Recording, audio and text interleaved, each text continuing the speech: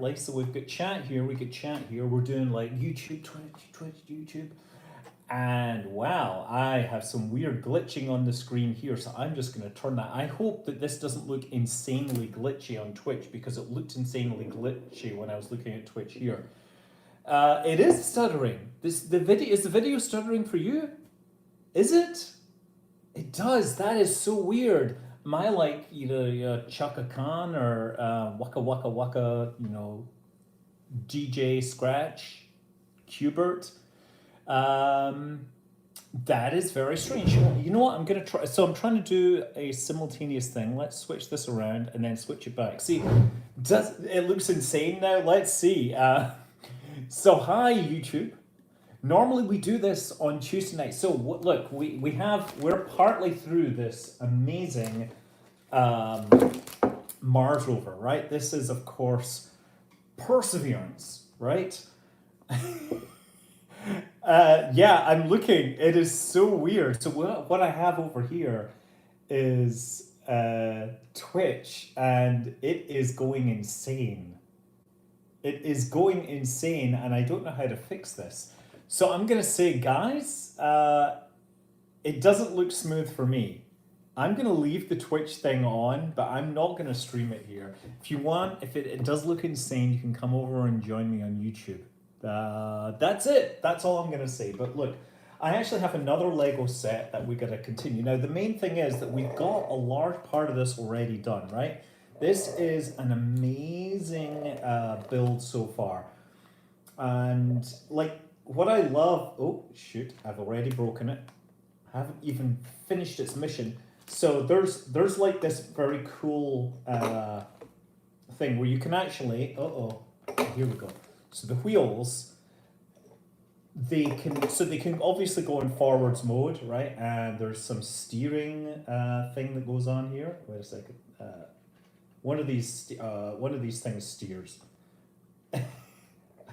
Oh yeah, there you go. So you get steering on here, but you can also grab them so it can rotate in a circle. And it's all controlled by this thing. It's actually really impressive. So you can move it forwards and then rotate it left and right, and you can move it backwards and it moves into rotate on the spot mode. That is like a really clever piece of engineering there. I'm going to say it's not the strongest piece of hardware in there. The RTG is already here, and it is not hot like the real thing. You're watching a KSP2 trailer? Again? Which KSP2 trailer? Are you talking about the one with Howard Jones, or the one that was the original one with M3787? I don't know which one's which. Okay, so apparently we have Silent Searchlight is over here because the Twitch stream is just too insane. So it's I think we're going to turn off this Twitch stream. I'm sorry. I don't know what is up with the Twitch app. Clearly it doesn't like me. I'm sorry. I'm sorry, Twitch. So the Twitch camera is up there. We're just going to go without it. Bye. Twitch is basically on the way out anyway. But the animation with the dinosaur, rocket disasters, yeah, that's the Howard Jones one, right? I wonder how much they paid to license the Howard Jones song. And how much they could have spent on actual developing people, developing stuff, software developers, right? So what I've got to find here is, I guess, the robot arm. So we got this far. Okay, this is bag four. Okay. And I've got myself on here. You know, I want to look for, there's a whole lot of stuff to organize here. Good morning, Guten Morgensen from the Netherlands. Okay, I'm just gonna click onto the live Lego building stream and pause it so I can see your chat here in a separate window. That's interesting, the pause didn't work. So now I've got everybody here. And unfortunately have to say goodbye to Twitch because Twitch just didn't work. So yeah, we're gonna start building a very long, thin thing. It tells me to look for this one long, thin piece which isn't in here. Oh wait, they're in here. Whew, I was like, oh, we're missing pieces. So, what is my local time? It is just after 10 p.m. By the way, there's Ingenuity there. Ingenuity, I think it's more than 60 flights in. It has done an amazing job and it continues to break records. Uh, uh, uh. It is 1 a.m. in Ohio. Can't wait to see the other Lego. Yes, Mr. Howard, I hope we get around to that. I just needed to finish this one off. Honestly, I'm supposed to be doing taxes and stuff right now. Yeah, I know. But let's see how far we get. So we've got these. Make sure you, oh, it actually says I need 2 of these, but I get 3 of these. So we're gonna start with, oh, I gotta find all these little pieces here. I know you guys think that I'm about gnawing. No, I'm not. Ingenuity is the best helicopter. I don't know about that. The funny thing is, I don't like it when people call it a drone because it's very clearly not a quadcopter. Although it is a drone, it's like it doesn't behave like the regular drones. You know this. Don't tell my dentist I'm opening these with my teeth. She'll hate me for it. She'll be like, "You can't do that, Scott. Scott, you are damaging your teeth by doing that." I'm not really active in EVE Online as much as I still pay attention to it, but every now and then I occasionally log in for giggles and shits and, you know, a little bit of both, really. So, put this in here. Okay. Oh, I see what happens. This goes in to this little bit here, right? So this is, I guess, some sort of sensor. Let's support the load here. Click, right? Would you include scientific ingenuity or upgrade its ability to scout more reliably for rover sites?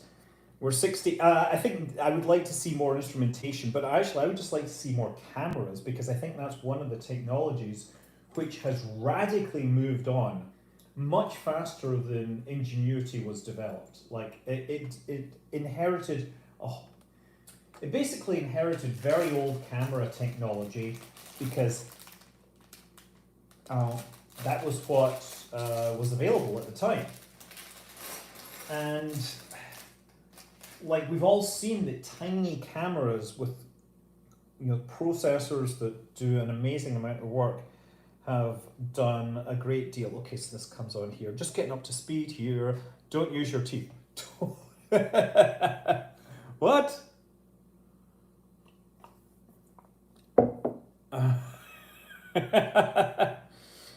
Sorry, I'm just checking to see if I've missed anyone here. Wow, I get a lot. Tony Bruno's Scottish cousin. Yes, I'm not really. My accent is not very Scottish these days. Okay, so we've got one that goes into this little hole here. Want to make sure I do that. Okay. The only problem is that I should have put, if I was going to do YouTube only, I would have put it on that camera up there. This camera is kind of a low angle, so whatever. It's just talking things. What's the mug? The mug actually is a Pismo Beach Butterflies Grove. Pismo Beach, of course, is one of the places I like to stay when I go down to SoCal to see rocket launches out of Vandenberg.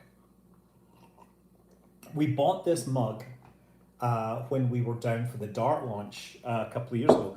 The shirt says sunny side of the bay. It's about Oakland, which I don't live in anymore, but I still have a lot of appreciation for what is good about Oakland and also what is kind of disastrously bad about Oakland.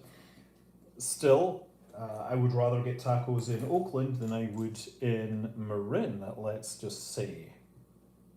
Okay, so gotta get these. Yeah, Marin tacos, I've not found any good ones. Yeah, I mean, generally any ethnic food is kind of sort of lacking in the North Bay.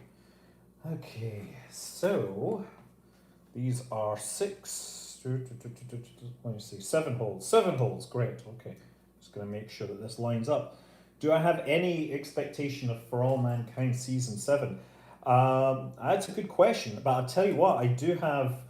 I think I'm finally going to get around to making that video talking about Apple hardware that went to space. Because I've compiled a fairly extensive list of Apple hardware that went to space, starting with on the ninth shuttle mission, STS-9, there was actually a Mac 2 that they built it up to use in an experiment, and then NASA said, well, this is great because it makes the experiment nice and compact, but we can't actually fly this home computer because it's not space certified. So the people behind the experiment said, so what does it take to make it space certified? And it turned out that what they had to do was take the Mac, remove all of the surface mount or all of the chips from their sockets and solder them onto a new board, and then they could actually fly that on the space shuttle. So they literally took an Apple II, tore out all the connections, and then rebuilt all the connections, and then they flew it. So long things. And so that was used in a plant growth experiment on one of the racks in Space Lab. The idea was they wanted it to sort of run autonomously and start basically take photographs of plant growth, because they were interested to see if plant growth responded to gravity in a particular manner. And I think that the gravity, there was definitely a difference from gravitational effect, but it wasn't actually the difference that they were expecting. So anyway, that is the first Mac in space. Obviously, there was no iPhones back then. Now, I've got to find the pieces that make this thing. I think this is one of them, yes. And then we need to find the white teeth thingy. This one here, these go together and they make a little joint like this. Do you know what's cool? The Infinity Wars village can be reconfigured into the set of South Pacific RC. There may well be another static fire. It's really hard for me to keep up with Starbase. So anyway, other pieces of hardware, which the next piece that got flown was a Mac Portable, and that was one that famously shot the floppy disk across the deck of the space shuttle, right? Because of course, when you hit the eject button, it would just go flying. And so there's famous video of that. I actually made a video about that in my video. Does that make sense? A video on my video about that video? Okay, so this goes here, goes like that. Okay, great. And then these... Wait. What? That makes no sense. Oh, no, this goes like this. Okay, I was about to do that. Okay, now I know what I'm doing. Yeah, it's amazing. Like it is actually quite amazing what vibration can do in the right environments. So it was totally conceivable that the ICs could actually work their way loose. And then what I guess they thought might happen was there could be potentially a fire. And if there was a fire, that would be very bad, because fire in space is just bad. Okay, so I've got to do two of these things. This is a really odd little dinky little thing. Lego removed firemen because they represent... What are you talking about?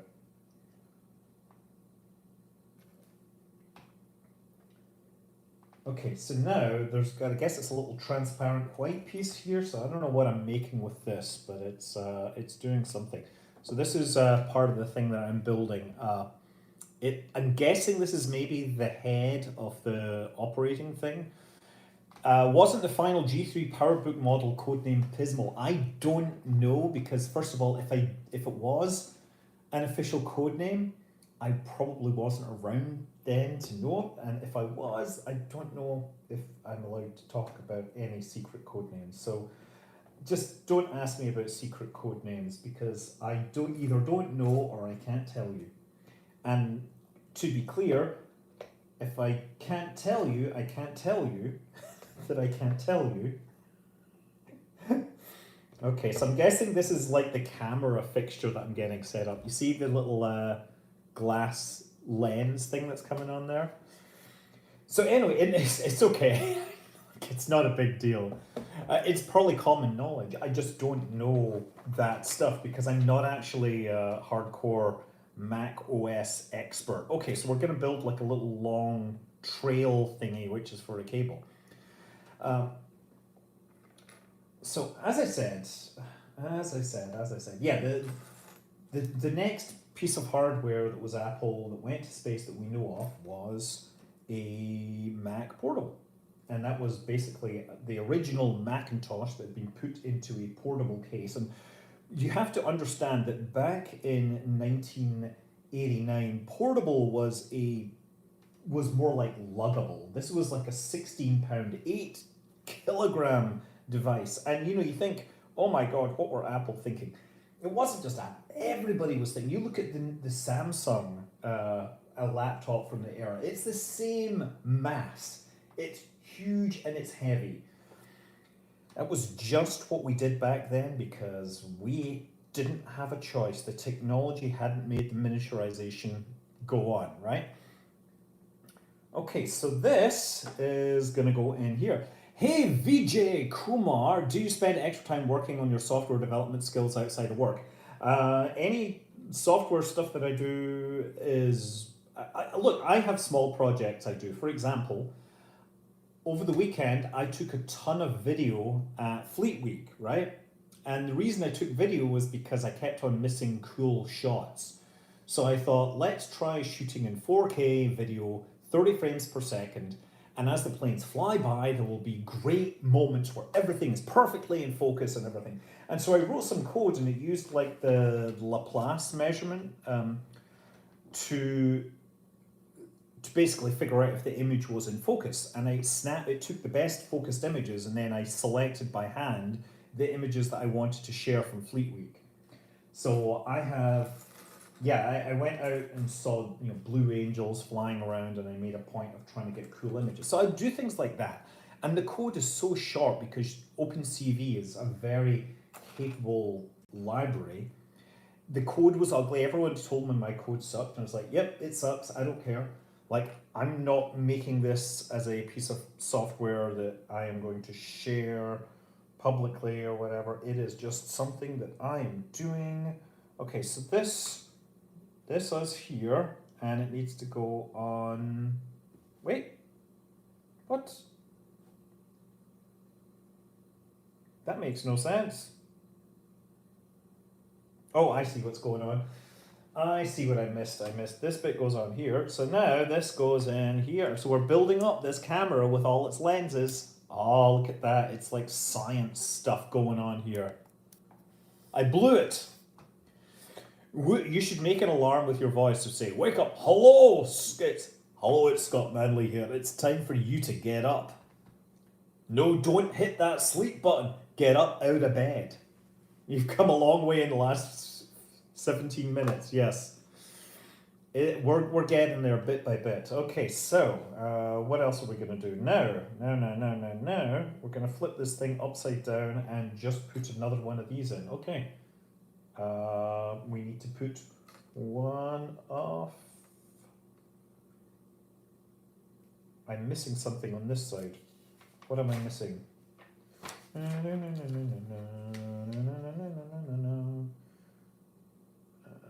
That goes through there. Wait, do I have to do that on both? Oh, I have to do that on both sides. Okay, that's fine.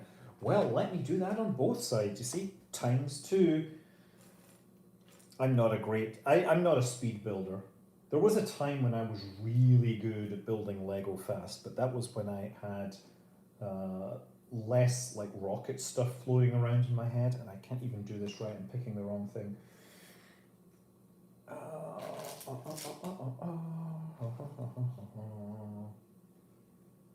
There we go. I think this is the one. This goes in here, and then this goes in here. And then we get a little, looks like a lollipop that goes in there, if I can find it. Lollipop. Lollipop, lollipop. Rise and shine, Mr. Mr. Manley. Rise, wake up, and smell the ashes. Yeah. It's kind of wild. Like, I keep trying to convince Orion, who's a bit of a video gamer, that he should play Half Life, Half Life Two, and he just can't get through it, and it's so sad because there's all these things that you know just he's not going to experience.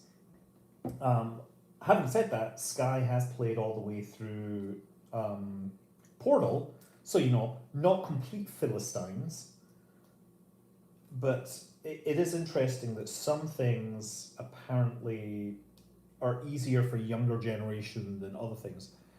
Orion has, I think, I don't know if he played through Portal, but I know Sky played through Portal.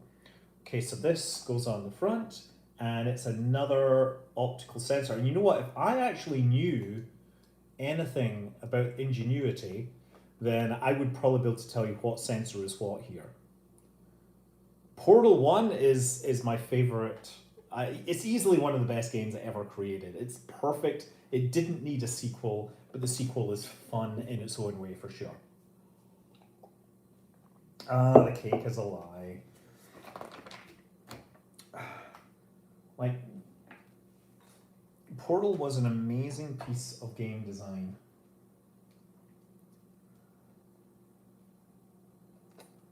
And the fact that they managed to put so much mythos around it is great. Okay.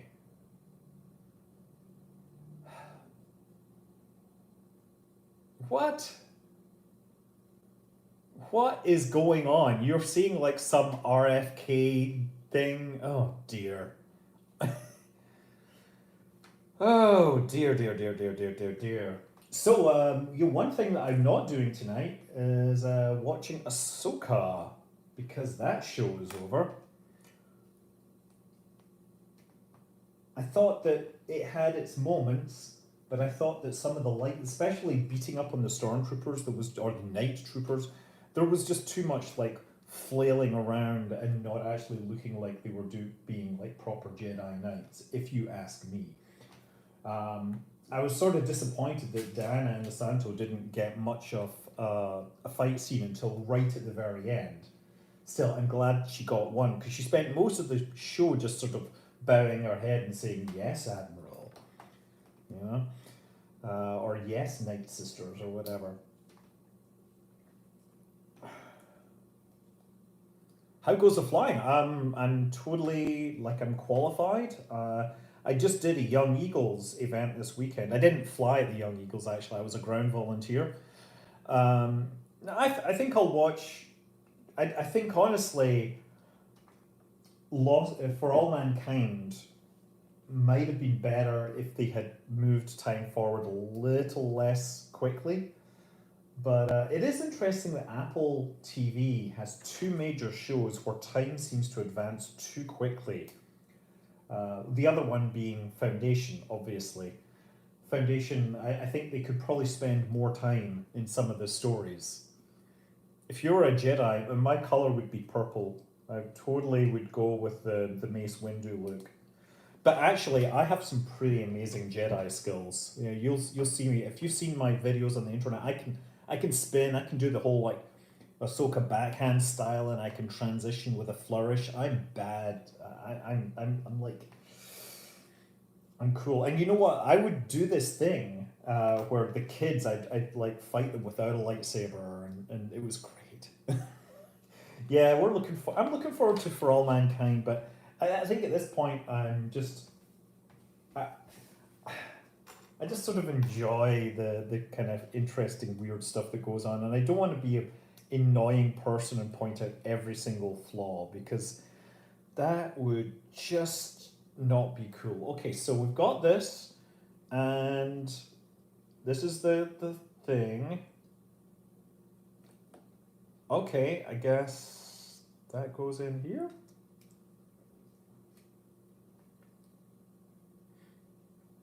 I thought that would be. Oh wait, there you go. You see, it's got an like the camera can move. Johnny Five is alive. Your volume levels are very low. I don't have a microphone or anything here, unfortunately. Um, yeah, honestly, Foundation the show is not really Foundation Asimov.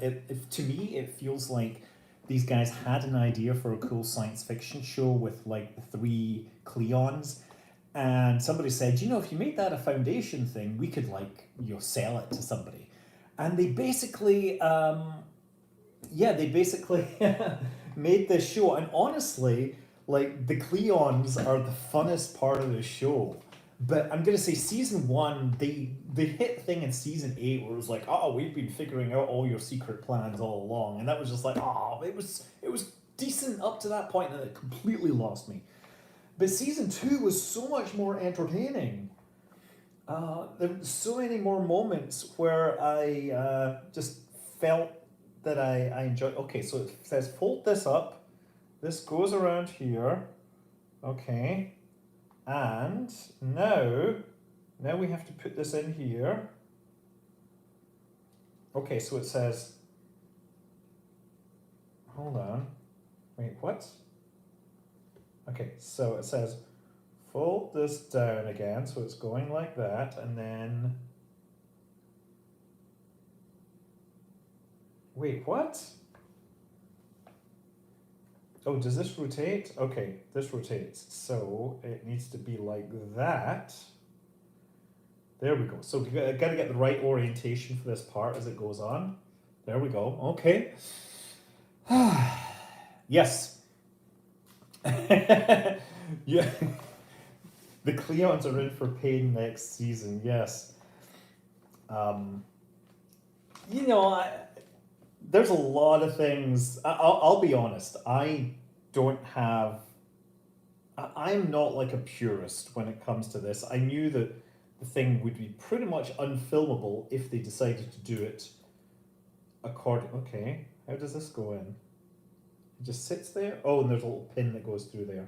This is the cable that's going in there, and you can't really see where that is, but I can see it. There's a tiny cable that goes on here that I gotta connect. I have to. There it is. There's the. Yes. Who needs gnawing? People that have more time to build things than me, clearly. Klingons orbiting Uranus. Oh, Uranus. Yes. Of course, in the future, they may change the name to something even less smirkful, such as Eurectum. There you go. Okay, so we get a camera there. Oh, and it tells me to push this through and lock it in place. I pronounce it Uranus because I'm good at it. Okay, and so now this comes up, and I'm guessing you can now turn this. Da-da! And we have the mast. So the mast can turn all the way around, and it can look up and down. There we go.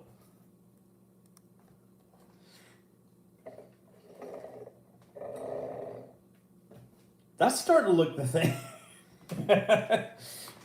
The way I pronounce it avoids Uranus. Yes. Uranus. Greeting from Anchorage, Alaska. You know what?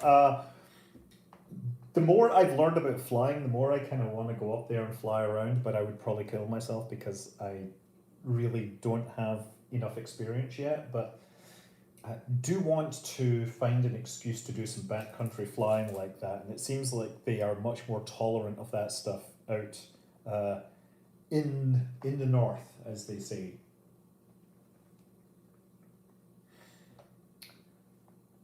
Okay, and this goes through here. Yep. Okay, so we're building like joints. Have you built a Stratix for fun? You know what? I got all the pieces to build a Stratix, and then I get distracted by software-defined radio. I started building other things instead. So I may get back to it. What I do have are a bunch of dump 1090 based systems that are doing that are receiving data. So I have one of those on my roof that is dumping. And there we go, that way. Oh, wait a second, let's put this here. We're building these parts out. Will Curiosity become a stationary? I think it'll keep driving until it stops driving, and it's not going to stop. I found an interesting paper where they actually demonstrated or they described ways that they could smash chunks off the wheels. They came up with the maneuvers which would, if they found that one part was needing to be detached, they figured out where they could hit it and smash it so that the ring would come off cleanly and not affect the rest of the wheel. Okay, so this is on backwards, I think. Oh no, that's fine. That is correct. That just needs to go there. Okay, good. So this goes in here, and then this goes in. Oh, there's another one of these things instead. So we'll put that here, and then this locks it in. Thank you for you're so happy to see me flying. I'm so happy to have a chance to fly, and I really enjoy learning things. That's frankly is my favorite thing, is just learning things and teaching you about things.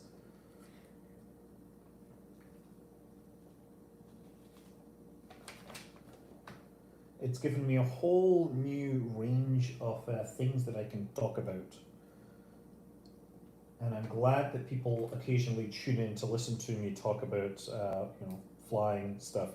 So actually, I got an interesting message from somebody I met and who had needed a recommendation for a flight instructor. I told him about the flight instructor I used, Karen Kalashek, and he apparently just got his private with her, and he's really excited and happy. Okay, so we're working on this arm section here. Star Chaser, would you like more bitterness? How much do you play KSP these days? I played KSP last week on Twitch. Unfortunately, I'm not playing it on Twitch right now because I need to build this Lego stuff. We have goals. I have things that I need to do. So I got to put these little decals on, stickers. People don't like stickers apparently, but it's the only way we can do some of these things. So it says 10,932,295 explorers and JPL, and I believe that is Morse code for JPL or something like that. It looks like dots and dashes. There we go. So look, we have really beautiful little, the decals are kind of nice. See that? Okay, so now we've got to build out the rest of this. I'm going to stick this here. I'm going to build another one of these things. Let's just stick it up here for now so you can see it. So, egg. There. Boy, I'm running out of pieces. I hope I do have all the bits I need to make a robot arm, because that would suck if that wasn't possible. I love how the designers have learned to, color code pieces. So, like, if there's a lot of similar pieces, they figure out that you can do one style in black and the other style in blue, and it will make complete sense. It'll make things faster because you're also matching on color. It really is quite a clever little thing. It's almost like these people are employed for their skills and knowledge. Okay, so we've got this, and now this goes in. I think this is going to go on the front here. What do you think? Do you think that's a bumper? I just feel like that's what we're building here. Okay, so, and I gotta do this. Obviously, the big problem with Ahsoka is that one of the actors who played one of the more interesting characters died. So they're gonna have to figure out. Oh, I guess this goes on the back. Never mind. I thought it might go on the front, but nope. Okay, come on, Scott. That's no. Oh, there it is. Yeah, of course it goes like that. So it shows that this goes on over the back here. Like this. Okay. So it's like a, I don't know, it's like a bridgey thingy at the back. So you can't really see it, but it's that's what I put is now on over the top above the RTG. The radioisotope thermoelectric, generator. Yeah, Ray Stevenson. Of course, I originally encountered him in Rome, which was such a good show, and I'm disappointed that it never got more. But I guess we get Game of Thrones instead, so that wasn't too bad. Okay, so this is some kind of antenna here, I guess. There we go.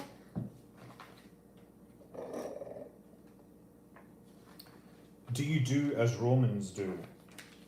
I don't know, what do Romans do? Okay, so it's like this. It's like this and this. Okay, so we put these on here. Got to support it underneath just to make sure, like that, and like that. There we go. So it's one of the antenna back there.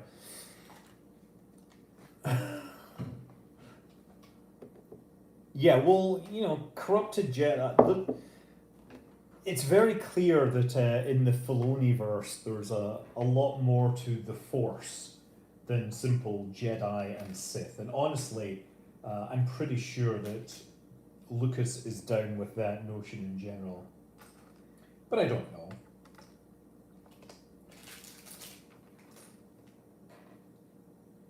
I'm going to say, there's a lot of wacky stuff that was in that series, in the Ahsoka series, but it was very clear that it was all stuff that totally made sense in the context of that series. Okay, it's one of these transparent pieces, that's what I'm looking for. It's like, why can't I find this piece? Oh, it's because it's transparent. Okay, so this goes down. Oh, this is obviously the brake lights. So round about here somewhere, yeah, we have a hole for the brake light. There we go. Can you see it? Obviously, it's not. Yeah, exactly. Right. No. So Lucas, he like the white and the black dimension or whatever, right? Make sure you bleed your brakes properly.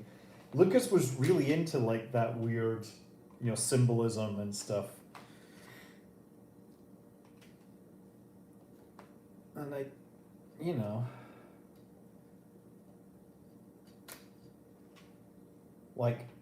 I'm cool with both of them as long as J.J. Abrams doesn't get to do it, right? Like, because he makes things that he's like, this is going to be the coolest thing ever. I remember this. I'm going to make it amazing. And it's like, have you even thought about how this affects the rest of the universe with your transwarp teleportation or your what is it? Your Khan's blood? Is this like, no, I don't care. It'll be cool. We need to be able to do this. So this thing keeps on freezing. Okay, so we got to do a couple of things in here. Yeah, lens flares. It needs more lens flares. Somehow Palpatine has returned. Why? Why? No. Oh dear, they could have done so much better. They could have done so much better. Lights me. Yeah. Okay, we got to do another brake light on this side. That's not a brake light. There we go, brake light.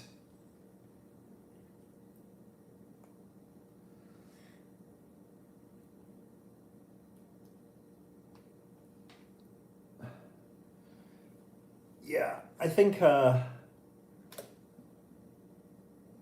think Star Wars certainly still makes enough money. It's just not. Well, they might give it another go now that people are like a little. Now that they're slowing down the Marvel stuff just a little, but I'm not gonna. I would like to. I would like to make sure that the people involved are a little more plugged into the larger universe, right? That's what I would like to see. People that have buy-in. Yeah, they're slowing down the TV shows, I think. Partly because they're so expensive. But honestly, I don't think they need to be so expensive. I think that's something of a mistake. Okay, I mean, not that I'm loving the content that we're getting. Although it is interesting now that after being sort of finding the volume to be super cool and everything, it's now really obvious whenever a scene is shot in there because it doesn't quite have the ability to do, daytime scenes properly. Okay, I'm not sure what to do here. Like, if this went around the outside, it would make total sense. I'm gonna do that. That makes total sense there. Yeah, see, that makes total sense there. Okay. Star Trek has been killing it. Yeah, Lower Decks is fantastic. I'm glad I am binging it. It's just like I watch it randomly and it's quite enjoyable. Genuinely making me laugh every now and then. I think the funny thing is, isn't it amazing how many really good sci-fi comedies have appeared? Like, Red Dwarf, The Orville, Lower Decks. It's like, you know, what is it about science fiction that when it lends itself to comedy in a good way? Okay, so we're gonna put. Okay, so these go on the outside. Okay, so these are like these are the targets. So like Red Dwarf is the sort of one that is the pioneer, let's say. Because the thing was, Red Dwarf was sold as a comedy, but it was really good science fiction. That's the thing. It's like, all these things. It's not just that they're just trying to be funny and have poke, fun at these nerds liking science fiction. They're actually doing really good science fiction frequently. Right? You could do something like what was it? I'm trying to think. There's a couple of comedy sci-fi themed things, and they're not proper sci-fi, so they're not actually that funny. I've seen it on more than one occasion. I mean, Spaceballs sorta gets grandfathered in. It's not actually that funny, if you ask me. And it's certainly not science fiction, but it had a lot to work with, and I'm cool with that. Okay. What was the one that I was trying to think of that was like, you guys just didn't get what makes things funny? Never mind. Oh, another one that was funny was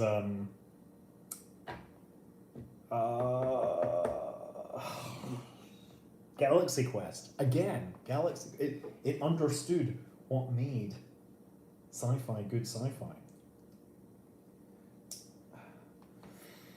Okay, so we got this, and now I'm gonna build up this. Sequest is not good. It's not that good. And oh boy. Is this the real rover? Yeah, it is.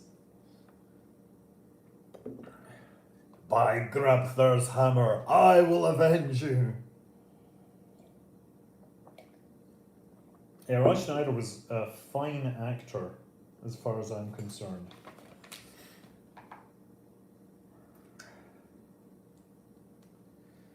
Obviously, I saw him first in Jaws, but there's. Okay, so we're going to find number 7 here. So this is the color disc that we're putting on.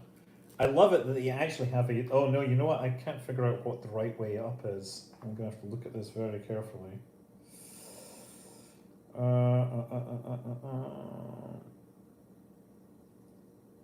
Yeah, I'll do it this way. Okay.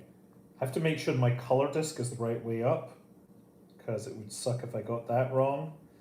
And it's like millions of miles from home. Thanks, Reese, for your kind words.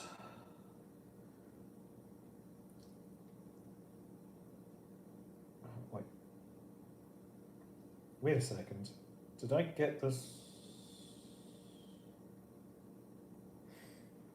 How did I do that? I got it backwards. I got it backwards again. Scott, you idiot. Okay, we can fix this. I can fix this. It's no problem.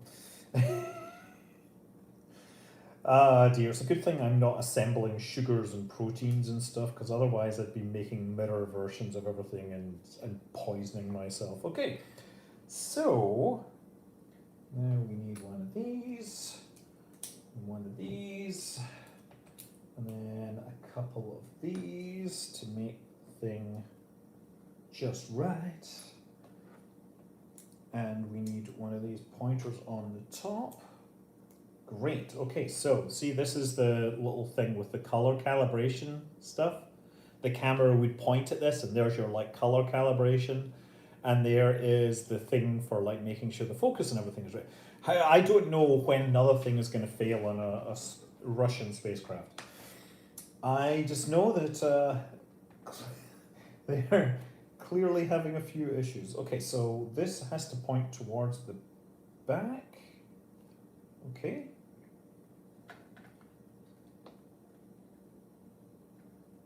Stress it. There you go. So now we've got that on the top there at the back. See? Up here. So that is the calibration stuff in the right place. Will you end? No, because I've got another Lego set that people might want to see. And I think I've got time to do it, although I don't know. I think I'm going to start on it and we're going to talk it over and whatnot. Okay, so we have a steering wheel because, of course, Mars rovers need steering wheels, right?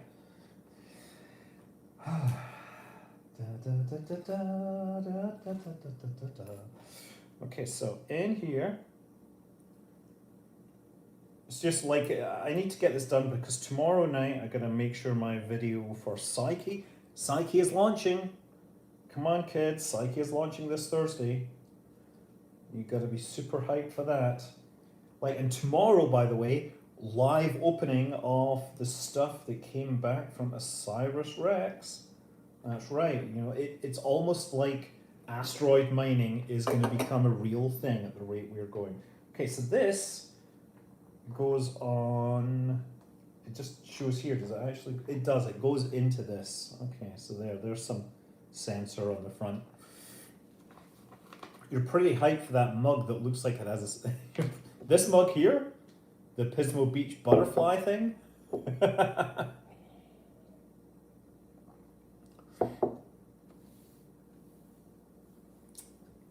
I don't know if aqueous urea is a particularly good coolant. I'm just going to say that as somebody that has thought through a lot of solutions. I just don't think that is going to cut it. I think that you're going to end up with crystals farming in the wrong places. In fact, they have issues with that as it is. I am drinking tea right now. I might actually have some beer at some point, but you know, I have to sort out a few other things first. Okay, so we get this. These are obviously the nav cams, the hazard cams, the nav cams. No, these are the hazard cams, has cams. Okay, so, and it just goes on the front there. Has cam. Nice. So that's how it sees where it's going. Okay, next it tells me to stab something up through there. That seems like it may be wrong. Uh-oh, have I got this rotated the wrong way? I shall rotate this the right way. If I can. I might have to put some force into this. There we go. Good thing that I can overcome the clutch power involved there. Okay, so this, I'm surprised this didn't get secured earlier. This seems like a really obvious thing for early securing. Okay, now we have another antenna gizmo. So we need, I'm gonna find the orange, the gold one, the gold, and this. extend this out, and then we have a flat 4x4. Pee in the carburetor and see what makes it tick. Oh well. Honestly, I found that in aviation you generally don't want to be peeing in things. So this needs a little gold disc. We actually have a gold sticker here. So it goes on in the middle. And I have to make sure that it lines up with one of the directions. So let's do that. Okay, I've completely screwed it up, but whatever. Look, we get a little gold, and it goes on. That's not it. I should be able to do this at 90 degrees, right?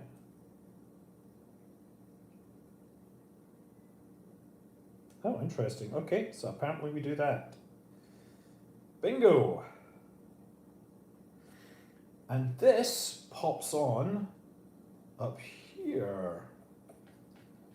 So this is one of the, oh, I should have done that, but there we've now got the other antenna on top. And it's shut, you see it catches the light? Oh yeah, baby, whoa. Styling.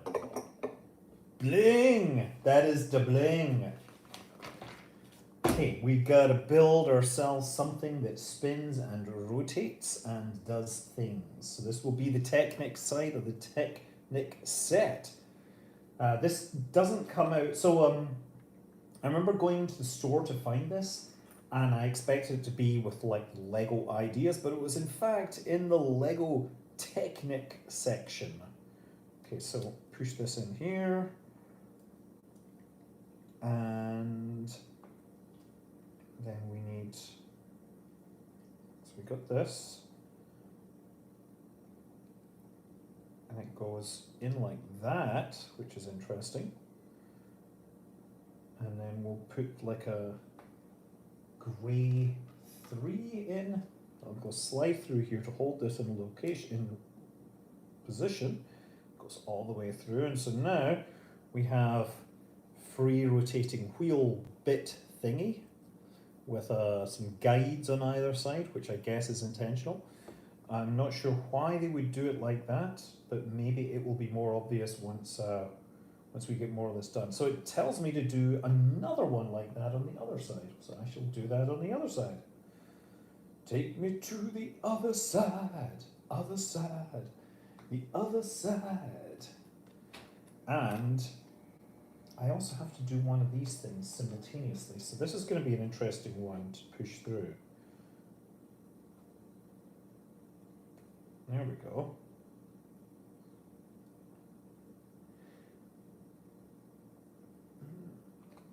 Yeah, it might be a worm drive or something. No, yeah, is that what it is? That seems like somebody that actually knows their engineering.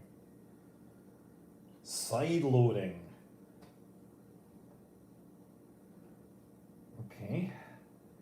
And there should be another one of these, no?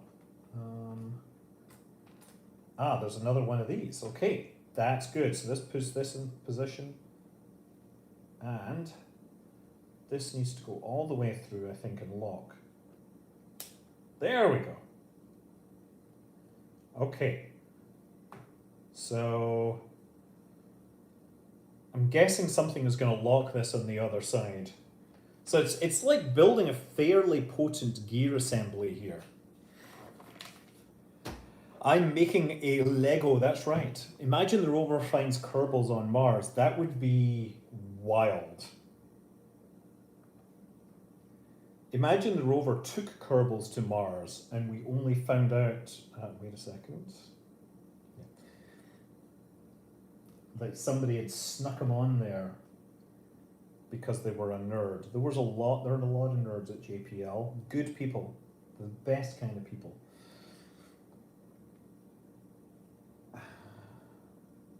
Three. Okay, I've made a slight mistake here because I need to put these on here first. Why can't NASA send Juno into a heliocentric orbit instead of plunging it into Jupiter? Because they don't have. Well, actually, that's a good point. Now, I was going to say because they don't have the fuel to do it, but now they have fuel left over because they didn't use it. Maybe they could try lighting up that engine and seeing what happens. Maybe as it gets towards the end of the mission, they actually try making some maneuvers with it. That would be pretty cool. That would change things as far as I'm concerned. Okay, so what's going on? We have this. Oh, wait, what? It actually tells me. Okay. Oh, I see. So this is what we're gonna do here. We are going to push one of these through here, and one of these through here, and that's going to create some fairly strong control here. A nice long lever arm, as they say. Yeah, I don't know. I would like to see Juno do some other things. The thing is, Juno is like getting exposed to a lot of radiation. They just can't avoid it.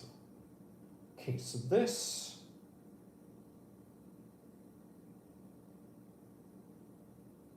I'm really having a hard time figuring out the orientation of this thing. Oh, let's put another one of these in here. Oh, I see. Yeah, this goes all the way through here. Okay, so we get 2 pointers here. So that's what it looks like. Okay, and it connects in to this. Okay, so there's part of a robot arm here. Who's going to sit on it once it's assembled? Yeah, we're not putting any sitting on this just yet. Okay, so we've actually got some more gearing going on. So this thing is going to interface nicely with this, if it wants to. Okay, and so we're going to have a nice long piece. Yeah, this is the one, I think. Better be that one, because it's length 8, and it's going to have a cranky, spinny thing. Oh, and there's the worm gear. Somebody said there was a worm gear. They are indeed correct. Look, there is actually a worm gear piece. See this? So it actually rotates and works like a worm gear. Excellent. Wow. You engineers out there knowing your stuff. So I gotta somehow slip this in here, which is gonna be really non-trivial. Okay, there it goes. Nice. Okay, so this thing does actually work very slowly. That's impressive. Oh man, that I'm gonna say, yeah, I was impressed. You should go on Lex Friedman, maybe. I mean, I get a lot of opinions, but I don't go places I'm not invited. Put it that way. It's like I have enough problems without actually asking to go places. So, if they came to me and said, "Hey, come up and do stuff," I'd be like, maybe. When you in town? You wanna go flying? There we go. Okay, so beautiful. It's so beautiful. Okay, so now we gotta put one of these on, and it's gonna latch its way through here. I see we've got these parts here. It's almost like the person that put this together figured out where everything would be ahead of time. They're so smart.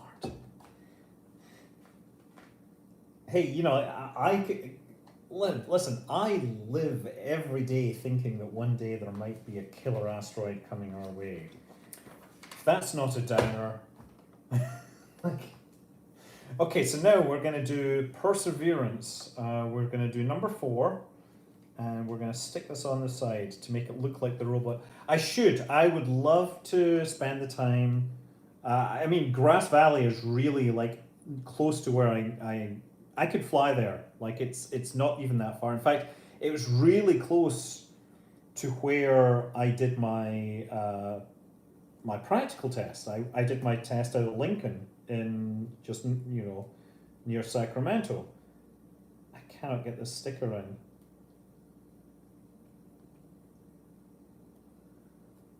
So yeah, that would be totally down where Juan was. I actually went to Grass Valley a few weeks ago for Labor Day weekend, and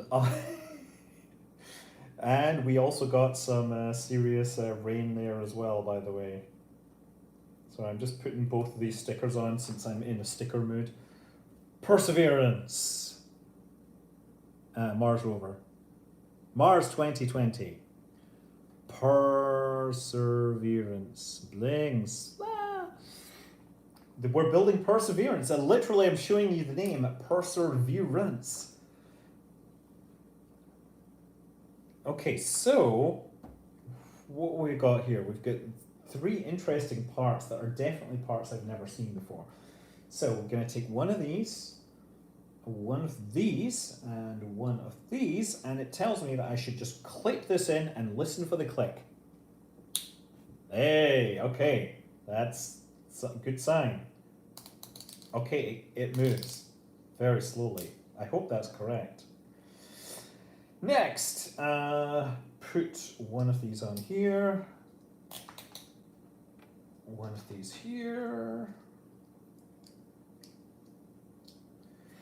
and okay, so on the Perseverance side, we're supposed to latch two of these little pins here. One, Lego elevator, that's right, yeah. And this now comes on and clickety clicks in here. Good. Okay, so now the next part is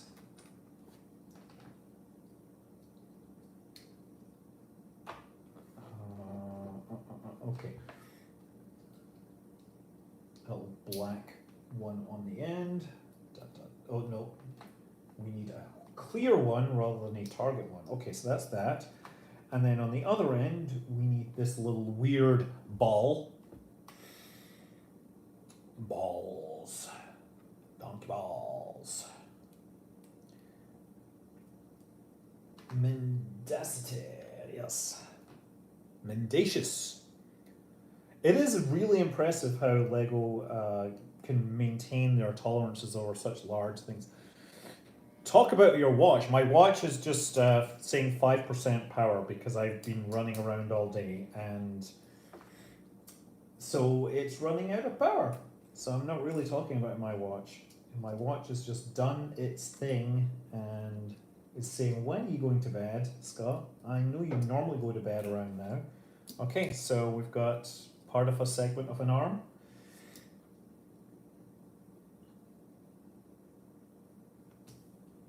Okay. Okay, so now it tells me like this. Aha. Okay, so what I need to do is rotate this. I think it's this way. Oh, wait, hold on.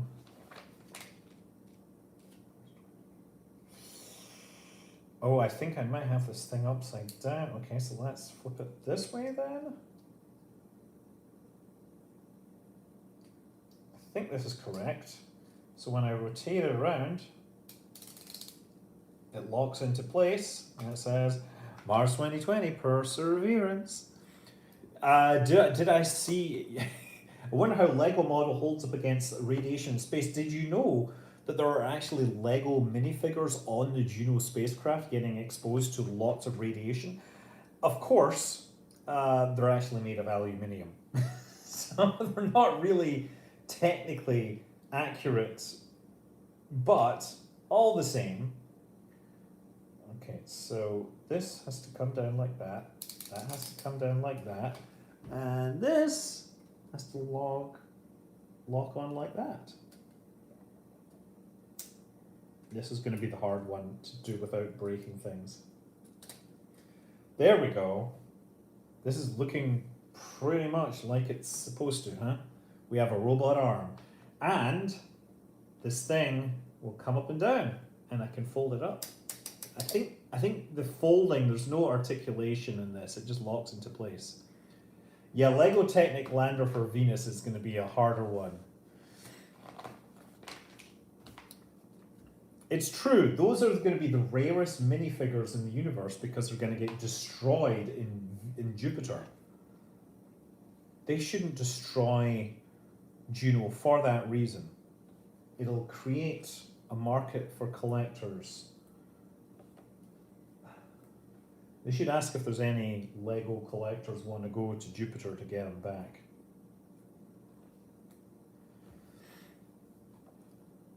Okay, now you put one of these on. Oh wait, before we do that, we're going to put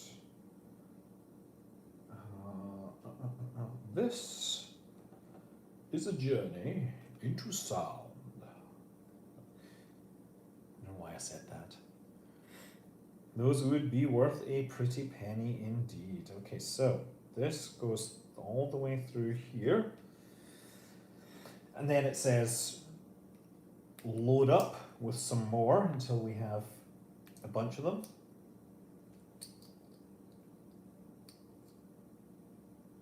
Okay, we have 5 of them, I guess, so we're going to put them all on there. Ooh.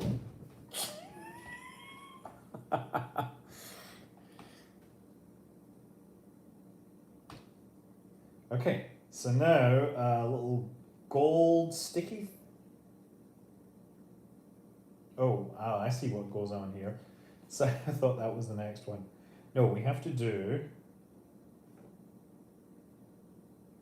Oh, yes, I see. So we take. Oh, I hope I've done this the right way. I've done this one wrong. I've done it wrong because there's a specific orientation for this last one. The other ones don't matter, but this one needs to be oriented correctly because of the way that the next step in the chain is connected. So this now goes in, and now that means there's room for the little pin that goes down the middle, and these pins that go on the top.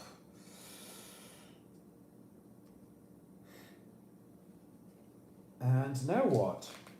We're getting so close to being done here. So, 3 things here. And okay, here. Okay, so this is actually quite a complicated. How much time do you think we'll need before we land people on Titan? A really long time. It's going to be extraordinarily long time, but Titan is a fine place to aspire to go because it should have relatively low radiation environment on account of the fact that it has such a thick atmosphere. So it's actually one of the more habitable places in the solar system. Okay, so we start with this, put this through here. Is that it? Is that as far as it goes? I guess that is as far as it goes then, good. This goes here, and then, oh, yeah, let's do this correctly, Scott. Does Saturn, Saturn does not have as much radiation as Jupiter. It has nowhere near the same level of radiation as Jupiter. Because Saturn's magnetic field isn't nearly as strong as Jupiter, and because Jupiter is closer to the Sun. So both of those things mean that Jupiter is going to have less radiation. Wait, let's go on here. Oh, it's this, huh?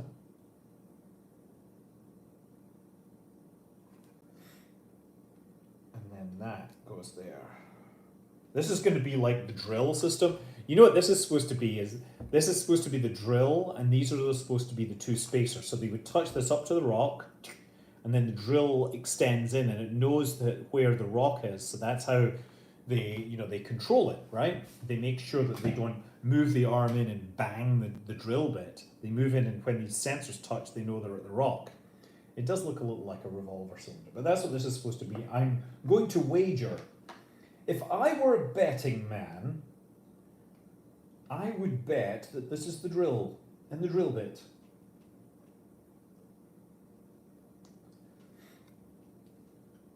I'm good at making these guesses. One of these days, I wish I knew. I would love if there was some way that I could actually make money off my good guesswork.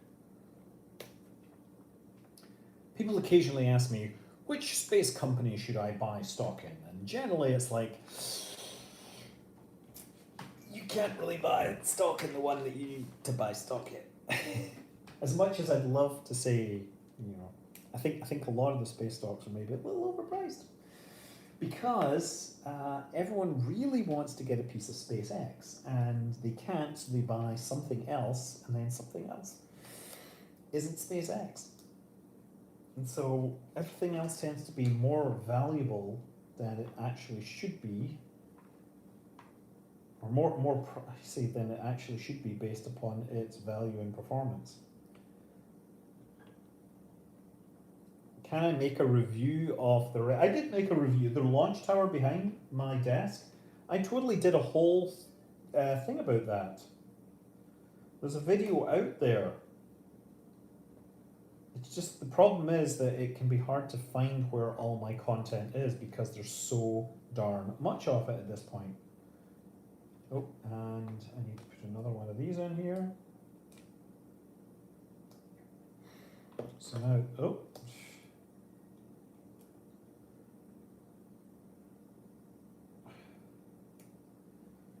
So now this goes through here. Look at that. This is like a serious tool head here. I saw somebody publishing an NFT today.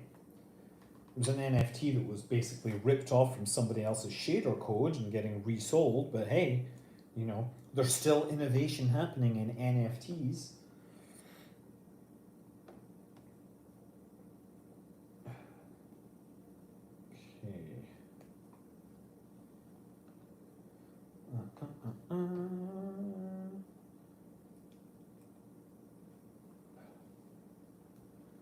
You need an intern. You know what I need is I need somebody to go through and generate new thumbnails for all my videos, because I think a lot of them might actually regain some traction if there was new thumbnails created.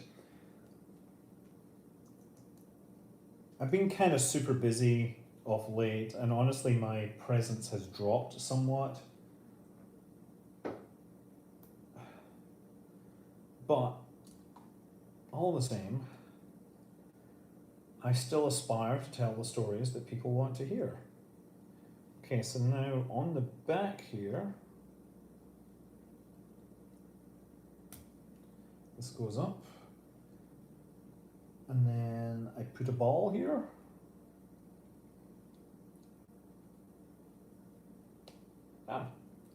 Okay. We have a serious tool head here. I think this is going to be held like this, and it's going to have like the bits. You're going to need some shocked Scotty faces. The funny thing is, one of the videos that actually gets a lot of continuous traction has my face in it, and it was like just a default snapshot. And frankly, I hate it because it wasn't a very good video. Okay, so this is supposed to snap on here.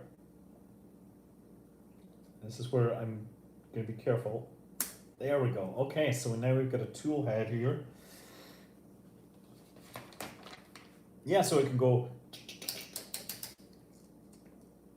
There we go. And then investigate the rock.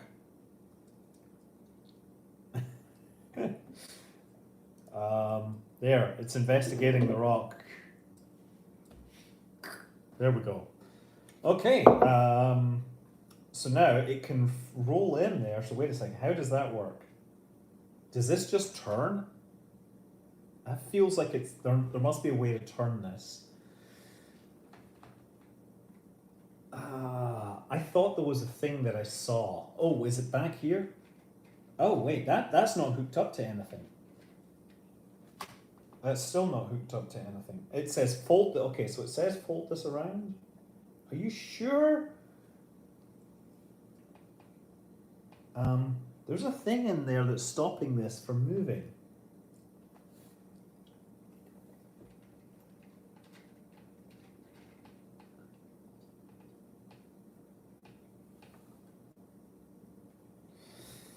Because it wants me to lock this in place, but it's attached to something. So what could that be?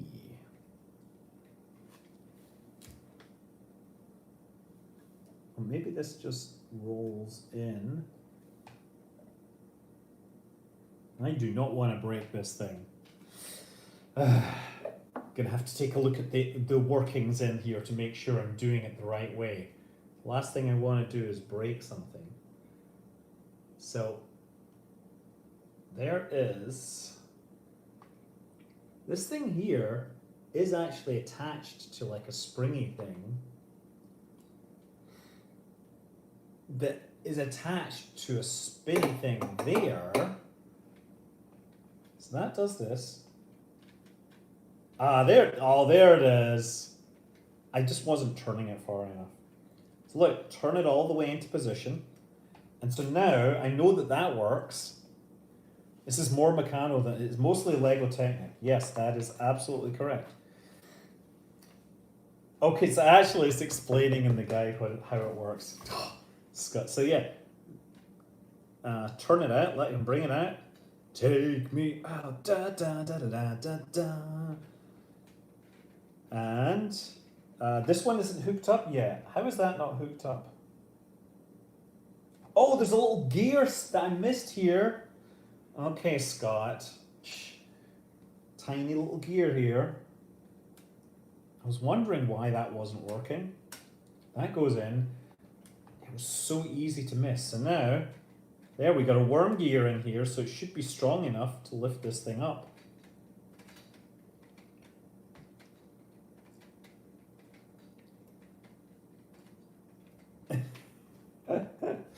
Yeah, yes, I'm such an amateur. Woo! And there's a big, like, splash! Ta-da!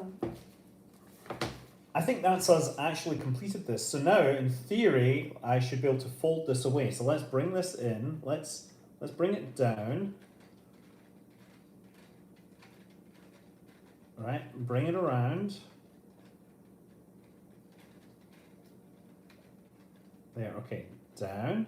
And then this can fold over.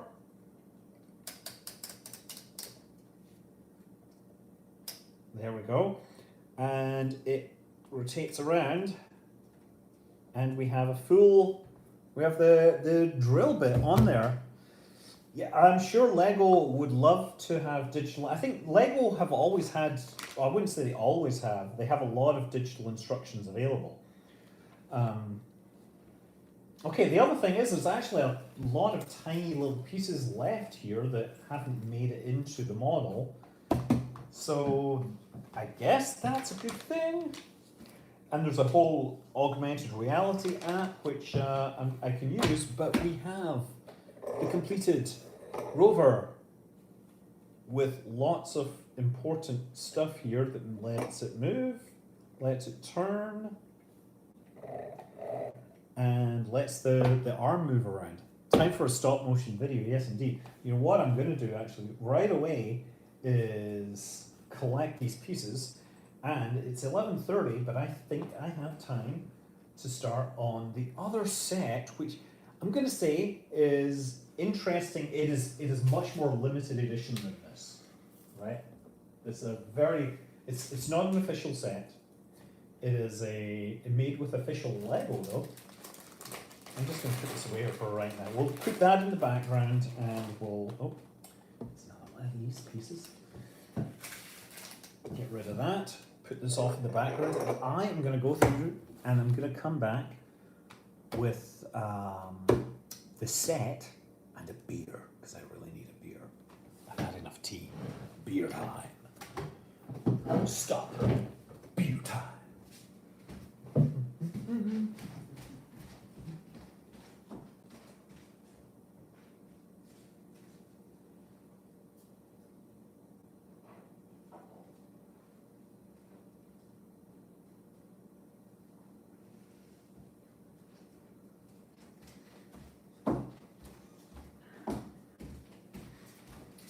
Okay, so beer,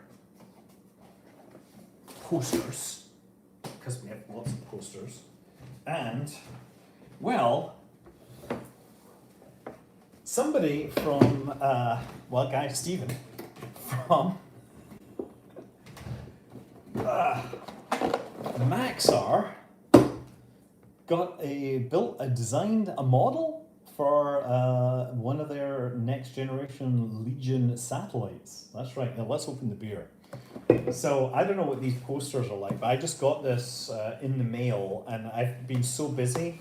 Wow, we get Echo Star. We get some posters here, which are kind of cool, like Echo Star and things like that. I don't know what to do with them, but ooh, wow, nice. I'm gonna come back to this. This will be good. Maxar, they make satellites.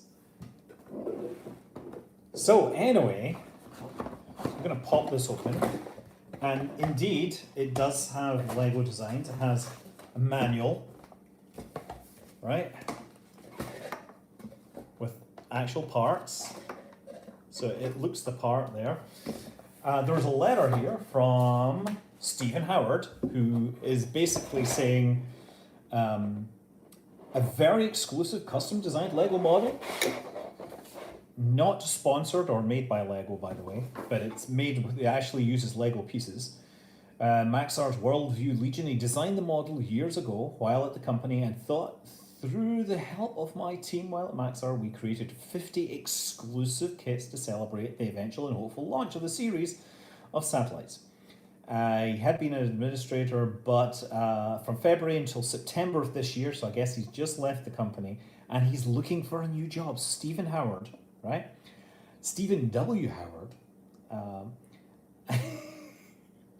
We're also critical to the success of NASA's power and propulsion element, which Maxar are basically taking one of their satellites and they're building the PPE, that is the propulsion element, the solar panels and the ion thrusters, which are going to be used for the Lunar Gateway.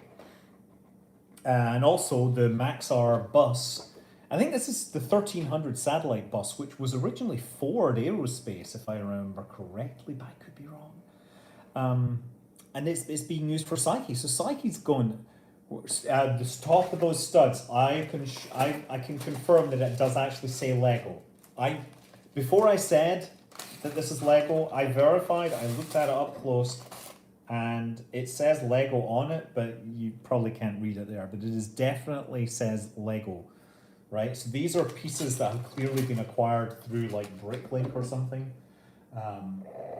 And so, what else have we got in here? So yeah, by the way, also I should say a special thanks go to Deland Craven, Monica Vasquez, Nick Aarons, Eve Nguyen, Barry Tao, John Evans, Mustafa Shafak, Anna Vernon, and Mylin Tran. Without this, the project wouldn't have existed. Due to, unfortunately, there's been restructuring. The entire team of exceptionally talented artists are now looking for work. So, if you're looking for some space artists, look for Stephen Howard, because he just sent me this Lego set. Seriously, I don't know, like, I tried it, I love communicating this stuff, and I'm really happy. Like, he was sending me texts when I was at Hardly Strictly Bluegrass watching, just shows, I don't know, it was very cool stuff. Beverages. Okay, so we have lots of little baggies here. It looks like they're very coarse pieces. We have a ton of little satellite pins, which I'm going to have to put on a board. We've got things like SkySat, Sirius, XM, AsiaSat. I really want to do a thing about the 1300 satellite bus. Honestly, because so many cool things like postcards, There's like so many cool things in here. Let's get the Lego pieces out. I'm gonna have to come back to this. There's oh, beer mats, which I am so not gonna use. SSL for all your small sat needs. The Dragonfly. So this is one which does on-orbit assembly. That's a really cool thing. You know, Sirius XM though actually gets used in aviation. Did you know that you can actually pay like a monthly rental, and you get access to high quality nationwide weather in your plane, right? So there is like the ADS-B weather, but Sirius XM actually provides better weather support. Okay, so I am going to need to pull this thing out and start looking. So again, thanks to Steve Howard, who is the person that designed this with his team. We're going to start digging through. Ooh, nice, high quality, heavy duty stock here. I'm based in the Bay Area. I don't know, Steve, I think he's in Sacramento, but yes. Maxar is actually based down that way. Okay, I think I'm going to have to do something slightly different here. So it tells me to start with bag one. It's almost too stiff to work with. We'll start out with one of these pieces. And it's like, okay, we're going to put one white. Yeah, these are definitely used Lego pieces. Some of them are a little yellowed, just, you know, from age. So I'm hoping their clutch power is still persistent after all these years. And so we're going to build lots of this stuff. This is actually, you never look at it, the way it's got a cylindrical section down the middle is actually consistent, I believe, with the design of the 1300 satellite bus.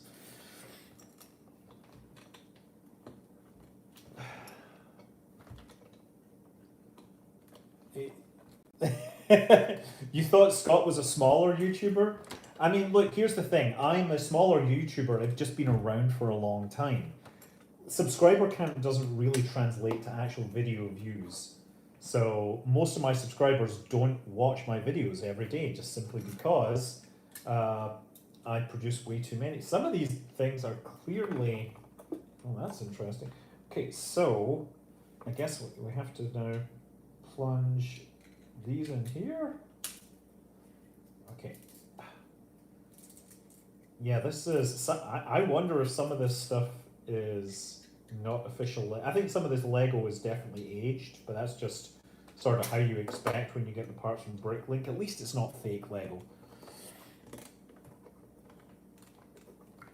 I'm building a satellite, a Maxar satellite. So we're going to start up here. Oh, I see a slight mistake that I have made. Good to know. Okay, so you know what I'm going to do is put this on here and this on here, and I think I'm going to have to move this down. Do I like cake? Yes, I do. I actually have some very exclusive cake vinyl because the lead singer, he donated like some special vinyl to a school fundraiser. And I was just so there for that, you know. I was like, okay, I am buying these records. Okay. Oh, you know what I need? This has an official Lego tool. I need to pop this off because it is not quite. I put it in slightly the wrong place. There we go. These arches definitely seem slightly hesitant to be joined, but I've got this here. I love that tune. I saw Cake at Hardly Strictly Bluegrass a few years ago, and they were one of my favorite bands there ever, I think. So Hardly Strictly Bluegrass, I'm going to tell you, best concert ever, right? They are basically, it's supposed to be, it was originally strictly bluegrass, but people were like, "Could I play something else?" And they just totally were there to have people participate. Okay, so now we've got this, we're going to turn it around. And I need to put these on the bottom here. Okay, so we're gonna start with this. Oh, actually, I like this. There we go.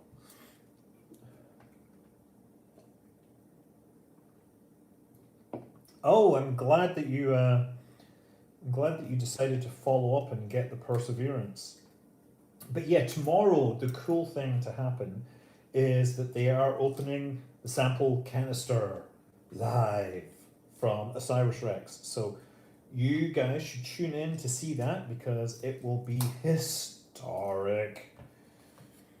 Okay, so now we need a couple of little flat pieces here. This one should be a whole lot faster and easier because the pieces are all pretty obvious. Yeah, some of these pieces are kind of yellow. It's just really what you expect when you get this, this kind of Lego that has been assembled from batches sold and line and sorted online. Can you attend the opening in person? Not that I know of. Somebody asked if I would come to the site in Utah, and I was so about to do that, and then I realized that we'd already booked a vacation for our 20th wedding anniversary, so I couldn't exactly skip out on that for, not for space stuff. Because while Amy would love to see some space stuff with me, she's cool, she likes to do other stuff, and moreover, she wouldn't be that interested if everybody else was demanding my time. Because she has to get all the time she wants. That's what matters. I've learned to be a good husband. Okay, now I am seeing parts not where I expected them. Yeah, we're actually missing parts here. Great. Okay, right away we're into missing parts, but maybe they are in the next bag. What I'm going to do though is I'm going to continue in the assumption that I find the parts where they are supposed to be, but basically I'm supposed to have twos that are soft, short, whatever, and they are not here. Let's just take a look. There's not any in here. There's some in here, so maybe that'll work out if I start taking them from this one. That's the best I can do. So we'll put bag 2 over here. It's possible the things just got put in the wrong place. Or it's possible that there's parts missing and I need to go, oh no, that's not yet, there we go, that's one. Question is, do I have enough pieces in here to do what I'm supposed to? Yeah, there's these parts here. I'm wondering if I look forwards.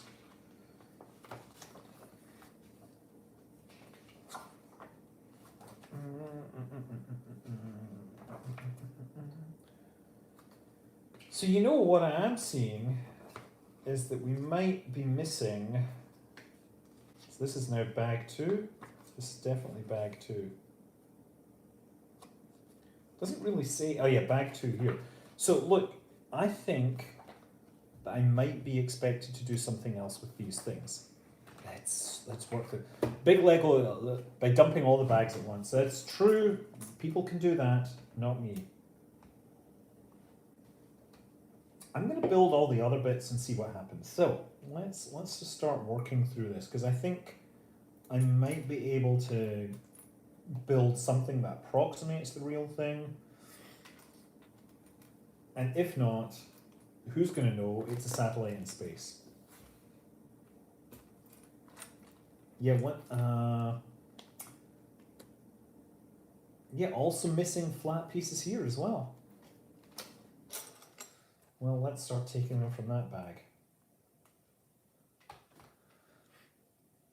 You know what? I think it's going to be really hard for me to figure out missing parts. I need to do, there's one of those. It wouldn't work. So Stephen Howard in the chat, say hi to him, say thank you for this special thing we're experiencing. So we're building like parts of the front of this. You see that some of the parts are slightly off color just due to age. It's not a big thing, but besides, you know what? Satellites get discolored in space, you know.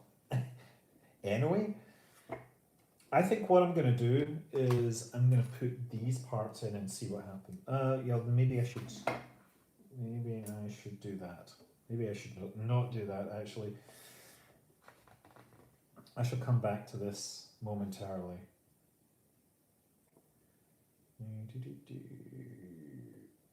Okay. And then there's one of these. So we build there. I obviously love my Lego sets. Okay, wait a second. We get one of these. It's not one of those. It's one of these. And then we got to put a stud and then a pointy bit in. Oh shit! Got it. It comes with a, yes, it comes with the all-important Lego separator tool. Lego tools, extraordinarily helpful.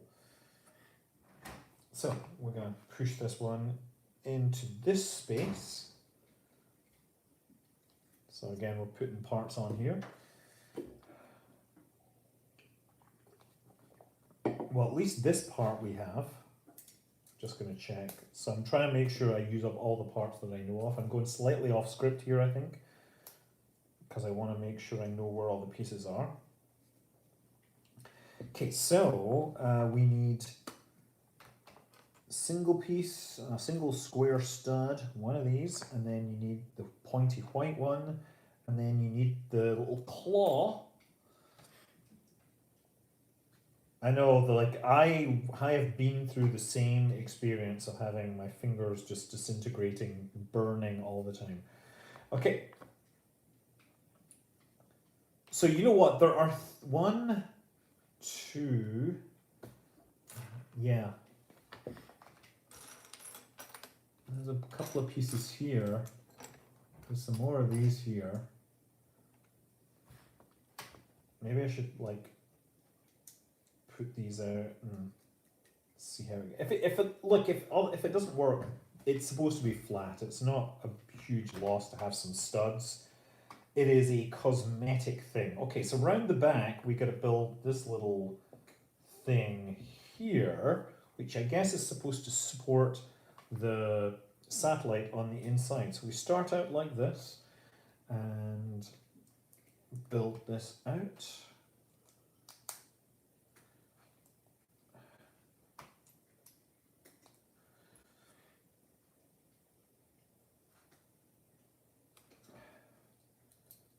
Okay, and that whole thing then clips on into here and then goes up the middle there. You can't really see it, but there is an interior area there with a support now down the bottom, right? And we're going to build a thingy, which looks like it's an antenna or something.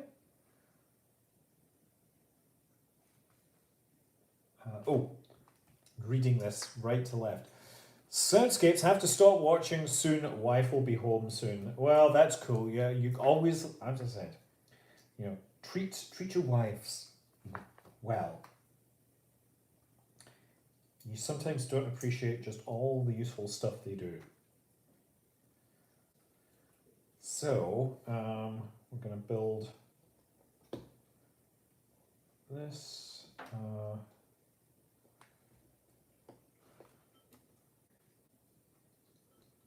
This, and then this.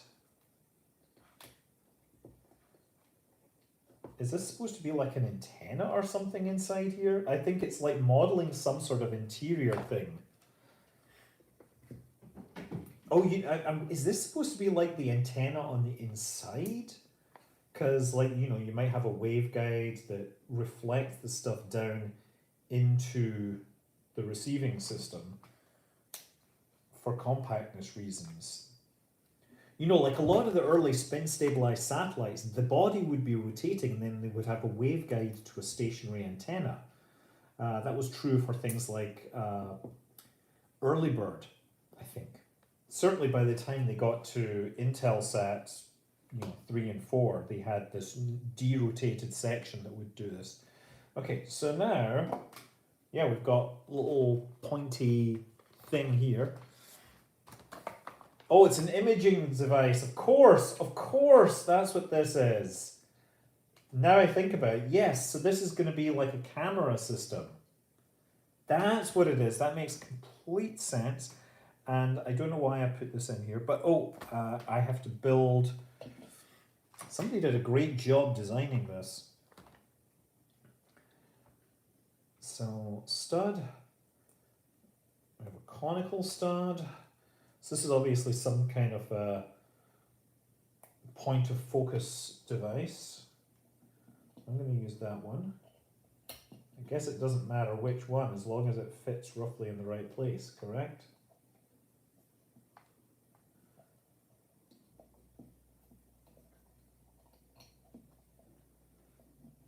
Yeah, okay, it's not quite on center. Let's do that.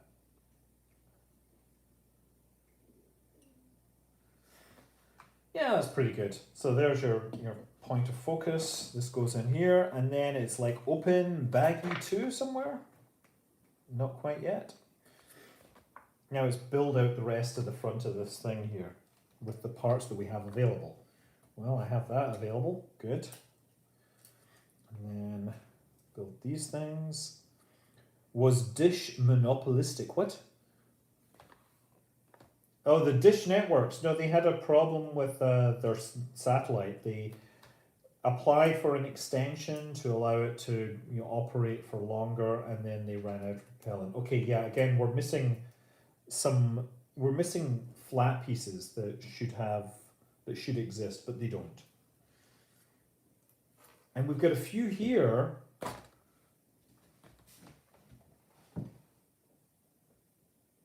Oh, that's interesting. Okay, so that's actually fine. So we got these on here. So now we got to take one of these, start building these flat bits out. This is a legit use for this part. I think if I have any pieces left at the end of this, I shall repurpose them to make the part look the way it should. So this goes here, and we'll extend this upwards.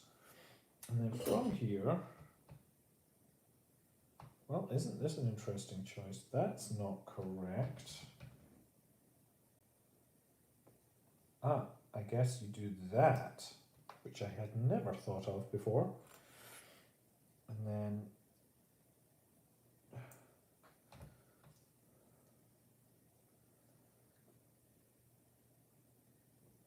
"30 unassembled Lego toy models, including a space shuttle and a Lego custom ISS."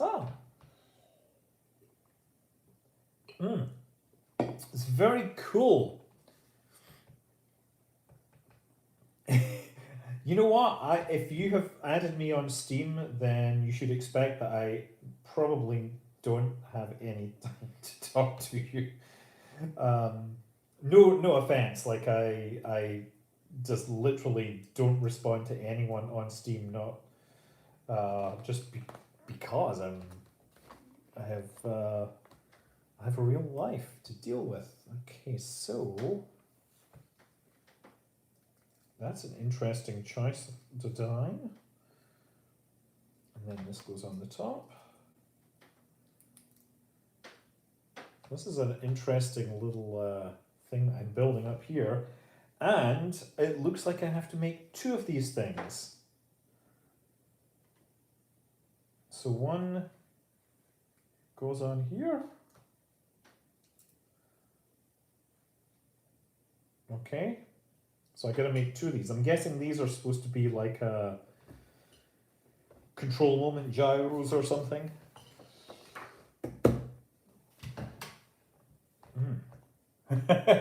The problem in Zero G is that Lego can't operate correctly because you can't stand on them, right? That's really what it is.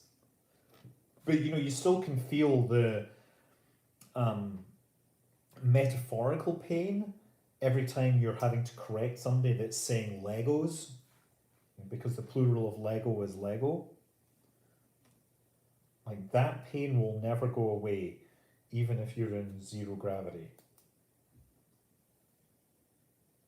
Oh, this piece is not correct either. I'm gonna steal this piece. I'm having to steal pieces from bags to make this thing work. Oops.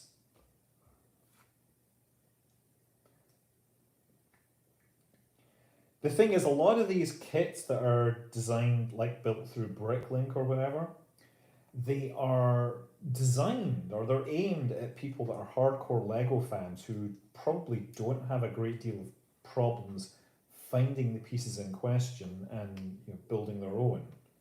So like I put this on here, this on here, and that goes here. So look, we've got something that looks like half of a satellite with an imaging system in there. Not too bad so far, right? Okay, so now it tells us to go to bag 2. So bag 2, we are going to start with all of these. This is going to be fun.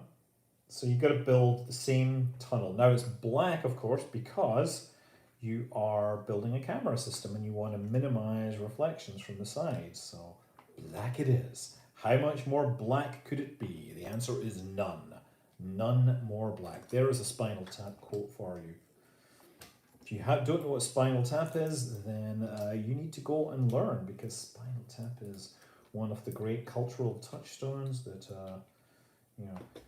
joins generations together. Okay. I really hope this can be made a little bit stronger very quickly.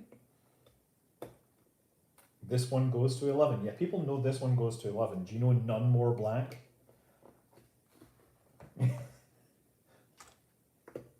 Yeah, but this is one louder. Yes. And 1, 2, 3, 4, 5, 6 up here. Great. Okay, so we get a little bit more rigidity.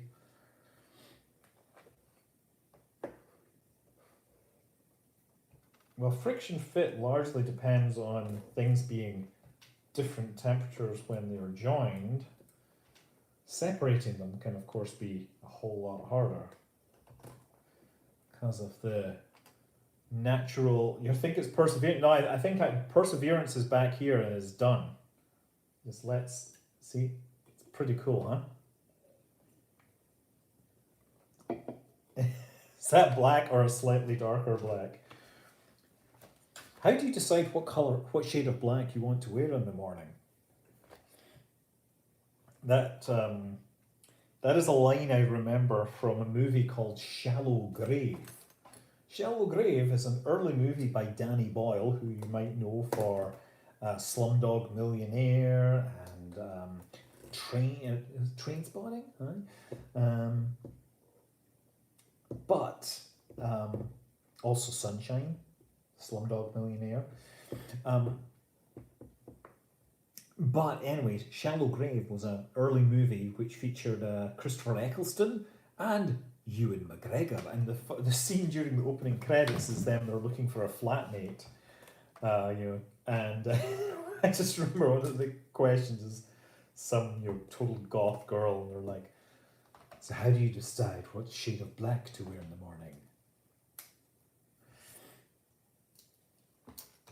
Yeah, Shallow Grave is an amazing movie. Really. Yeah, okay, so now again, missing flat parts here.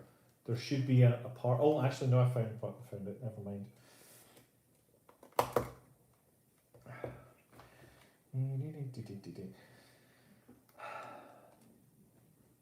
Okay, so this.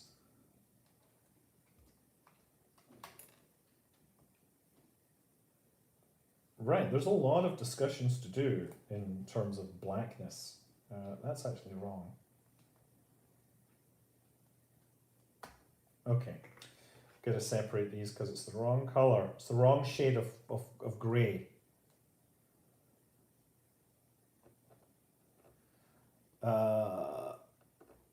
Yeah, so there's just basically parts. The very simple parts that were missing were the 2x1 flats. You know, the non-studded pieces. Okay, this is a real problem here.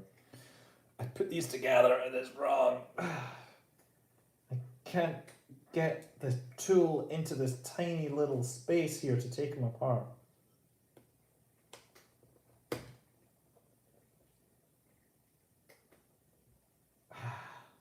Come on, you bastard, you.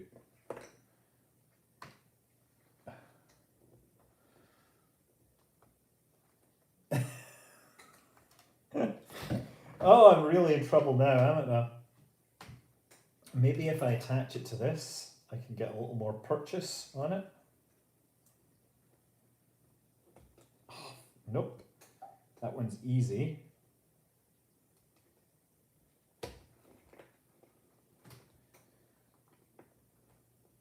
What's going to happen, of course, is the thing is just going to shoot off. I'm trying to put it on a base, but that's not really working. I can see a crack here, but it's just not responding to my forces that I can put on it. I'm trying to put a fingernail in there. So tiny! I think the problem is that this thing has been blunted by years of use. See? I need to maybe take the corner off it. Or maybe I just ruined it. You definitely chipped your teeth. I'm gonna go and get a metal implement because it's the only way this is coming apart. Wait till you see, I'm gonna probably slice my hand open or something. That would not be great. Yeah, you know, Maxar is... there, see? What are my opinions on Scott Moonley? Scott Moonley is an authentic representation of what a Moonley should be. But there is actually a real person called Scott Munley. Or, I don't know if that's their name, but I think that's kind of funny. That there's someone that is their real name. And here I am joking around. But, you know, I do the Moonleys for real. Okay. So, yeah, this goes on here. Thank you. I really hope this holds together a little better. Is it a Moon or a Mun? It's not like Olivia Munn, right? Is that what you're talking about? Because that's like a real name. Oh, Falkirk.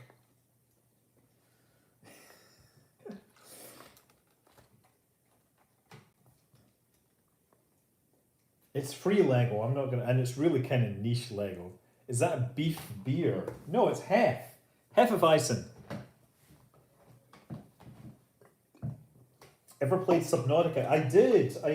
Actually, the reason I started playing Subnautica a long time ago was because somebody said, hey, we figured out how to play Subnautica on Oculus Rift. Or HTC Vive, sorry, not Oculus. And I was like, oh, I'm so hacking it to do that. And I did, and then that was that. Okay, so yeah, once again, missing parts, so I'm gonna have to, yeah, the 2x, it is interesting that we're consistently missing the 2x1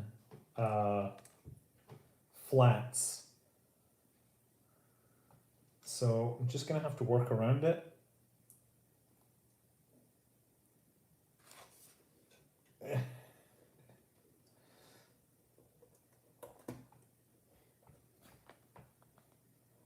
Okay, so this goes on here though.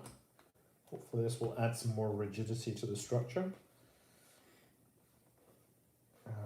Okay, and then down here we need a 2, a 4, and a 2. Hello, Robert Erdman. How are you?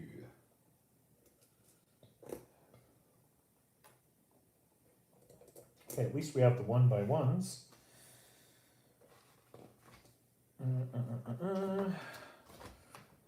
Now we need one of these in here.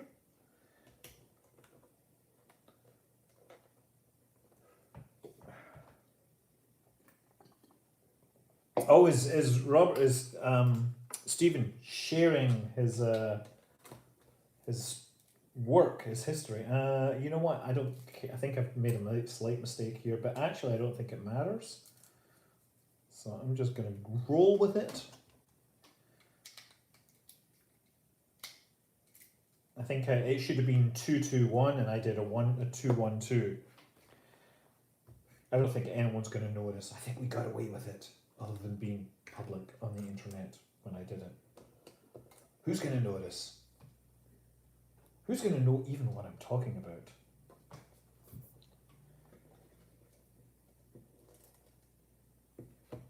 No, Lego, there's no such thing as Lego bricks. Well, there are, but Lego bricks, but Lego elements, I think, is the correct term they like to use these days to, acknowledge the fact that it is more than just bricks. Okay, and I'm missing a 1 by 1 by the looks of things.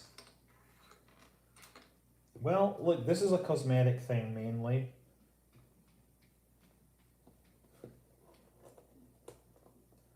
I'm actually going to take this off because I think this is supposed to sit upwards. It's supposed to sit proud, as they say. There we go. Yeah, that's right. And there should be a 1 by 1 there, but I do not have any 1 by 1s anymore. Okay, so start with one of these. I should actually do it in the order that they say, really.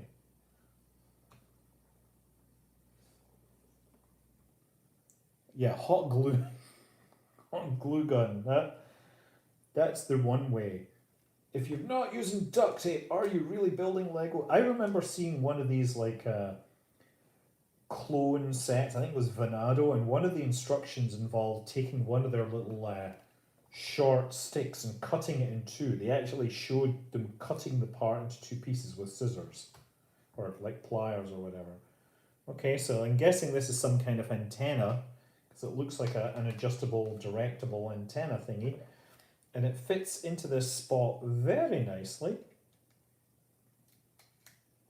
Could fit a little more nicely, I guess.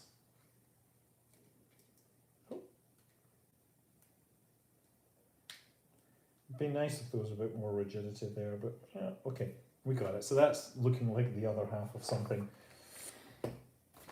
And so now we're going to build the other half of this thing. So take 1, 2, 3, 4. Am I going to watch the eclipse? Yes, but probably not going close, especially close to watch it. I'm going to go flying that day, but I can't get permission to take the plane up through the mountains because I'm just not, super experienced in that kind of environment. So I'm just going to hang back and enjoy.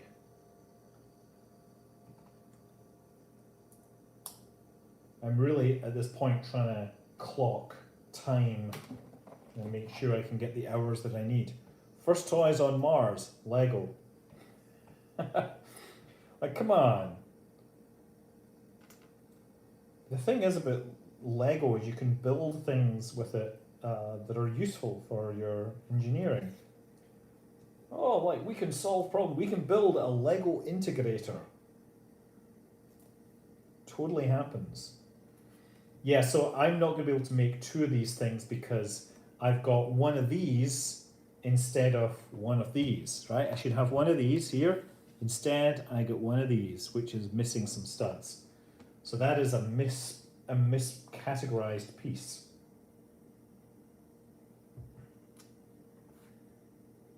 So whatever this is, I think it may be a thruster cluster or something. I don't. Do I have a big box of assorted Lego? Probably, but I don't have it with me right now, so I'm gonna have to come back and see if I can finish making this. I'm sure I can find the parts to finish this, but I can't find the parts when I'm live on the interwebs because you guys are impatient. You don't want to see me disappearing off and not coming back, right? This is a common thing with these specialist kits, right? It's just pretty standard that when they get put together by the third parties, that you know that they're not Lego basically, and they while they do a great job, they're really aimed at people that are not Lego people. Okay, so I'm missing a couple of spots here. Should do this. And half piece here. Stud here. And then there should be a set of 3 flats, but we don't have that. But yeah, we put this on here, and I should have another one like it. Unfortunately, I can't because I'm missing the pieces. So I'm not sure what to do there right now. Urgh. Well, I guess I can match up as much of this as possible in the hope that we find the relevant bits. This.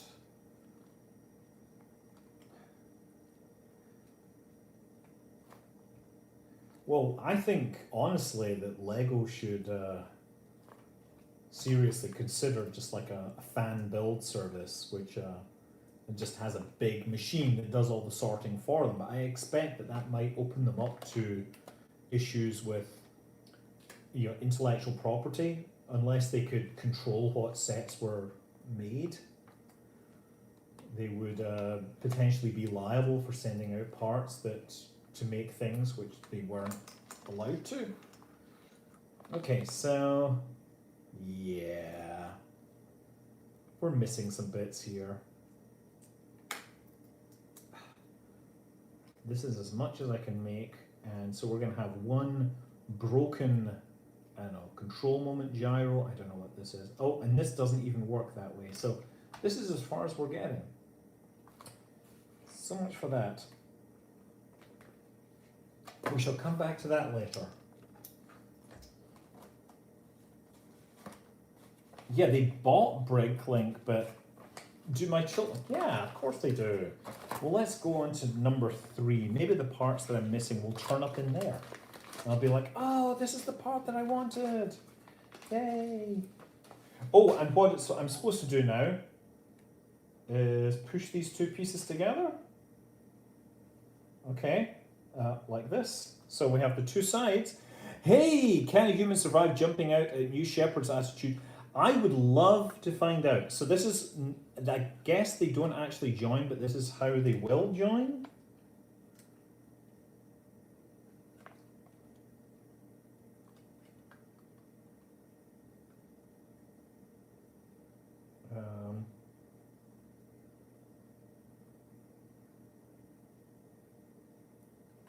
Okay. This is all very cool, but it doesn't join up just yet. But look, you've got, it's something that looks like a satellite with the thing. I'm sure, I guess what we'll have is bands that join it together here.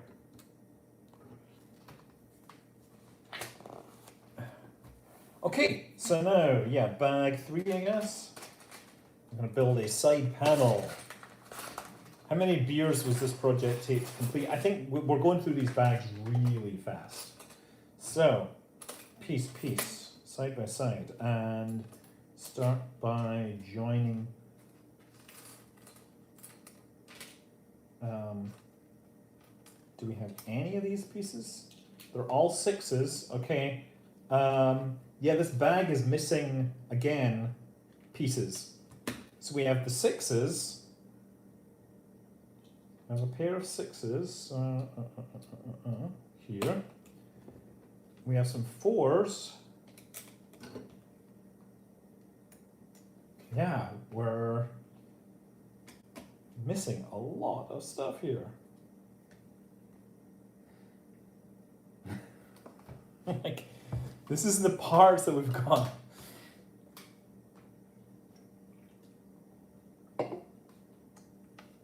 Well, let's work on the rest of the stuff. Hopefully we get enough rigidity from what we've got. And also missing, there's only like half the pieces in this bag, basically.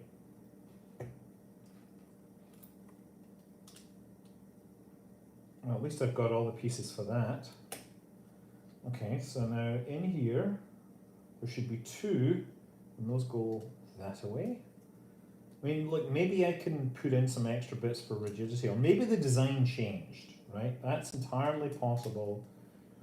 I'm not going to put these on until I'm absolutely sure that I don't need it. After all, I don't really have all the bits in question. So these parts go in here. It's a Maxar satellite, a Legion satellite. They're building these Earth observation, mapping. Everybody's in the market for satellite imagery. You're trying to get a cut. And this is one of the things. Okay.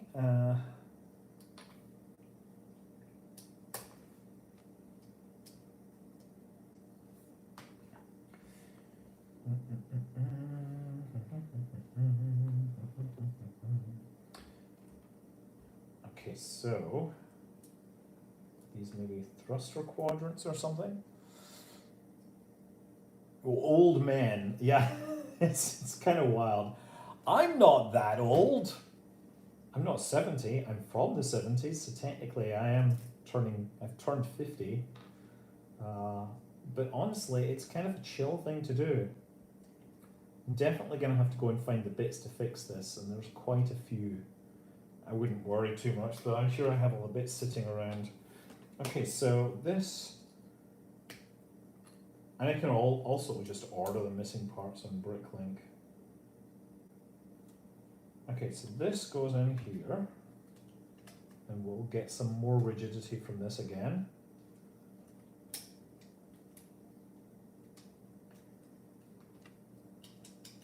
Honestly, the smooth surface doesn't matter too much because ultimately we're going to get the same kind of rigidity. Yeah, so look, we've got some 3s here,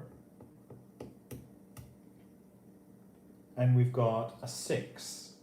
So I think what I'm going to do is log this here, and then cover these up as 3s. I don't know, these are supposed to be 8s. That's what's going on here. So we get bits and pieces here, but this goes on the side like this.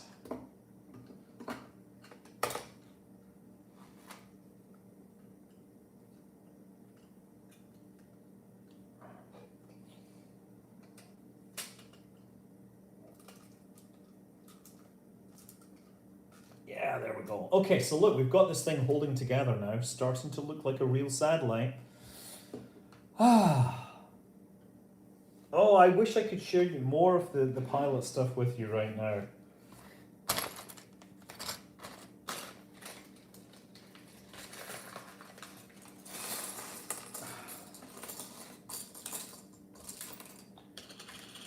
Okay, maybe we'll have the pieces here. No, it doesn't look like we have all the pieces here, but nevertheless, we're in bag number 4. You're cooking a rescue pizza. Is that like a pizza that was given up for adoption at the local, animal rescue center? No? Is that a metaphor for like putting a cat in an oven? Because that would be really weird. Really weird. You should not be seeing that on the internet.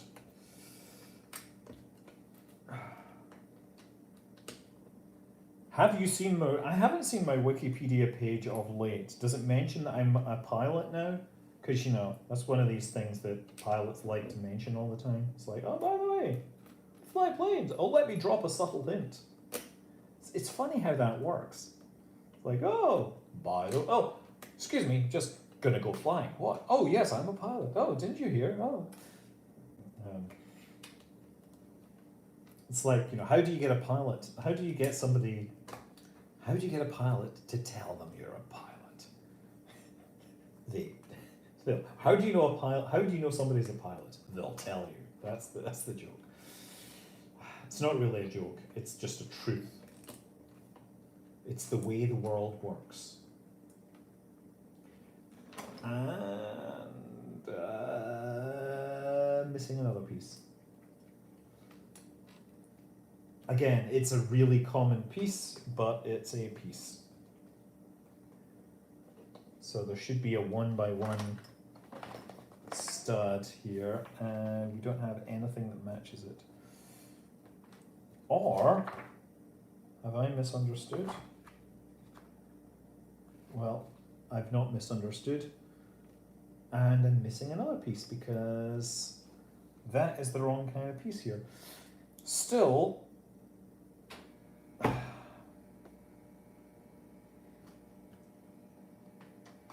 okay, gonna do that. And don't have that piece either.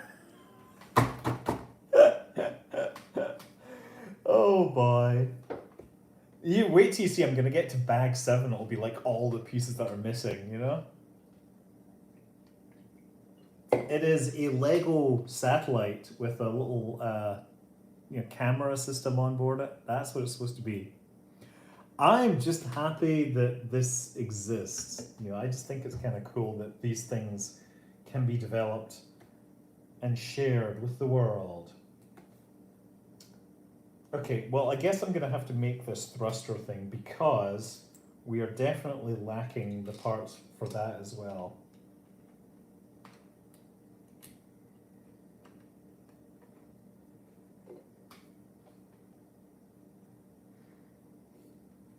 Well, at least these things exist.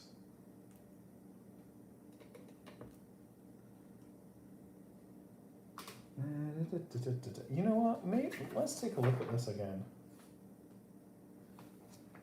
Okay, now I see. Okay, that's actually something I can fix. At least keep it somewhat self-consistent. There we go. And yeah, still missing that part though. But I can get away with it for now. Look under the instructions. I've looked under the instructions. I'm pretty good at these things. I'm not a complete idiot. Star Tracker might well be a Star Tracker. It might be something else. So we're going to start with one of the little clamps. And it's going to hold what used to be a baton that was used by road crossing type people. And it's going to be like this. This. There we go. So get that clutch power. Okay, so we got a pointy thing. And then on top of that, we need one of these and one of these. This could be some kind of antenna. I don't know.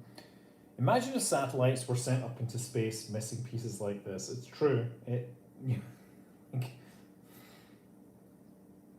What you gonna do?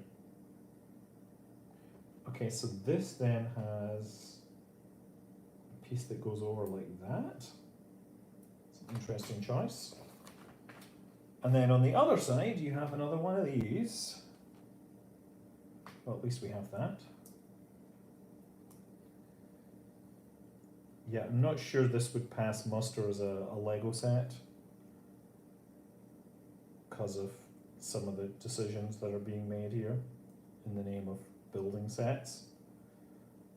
I think that's what's going to have to work. So it goes, and so it goes, and so it goes, and so it goes, and so it goes.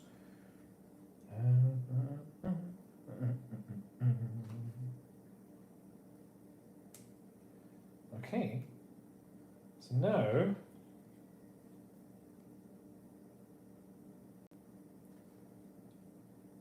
this goes like that.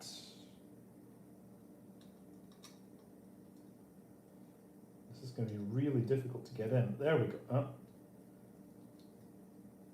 Yeah.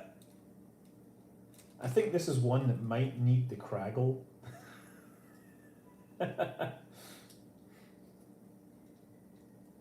Just saying.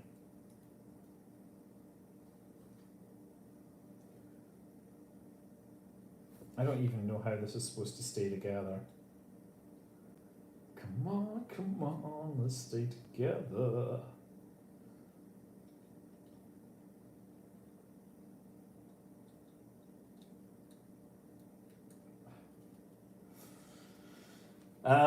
Yeah, look, it's a unhappy face. Or it's somebody with a big moustache. Or it's maybe a crab with its eyes holding something up. Do I know when ABL might be launching yet? I do not know, but I know that it was going to be too long for them to be involved, for them to do their thing that Amazon wanted.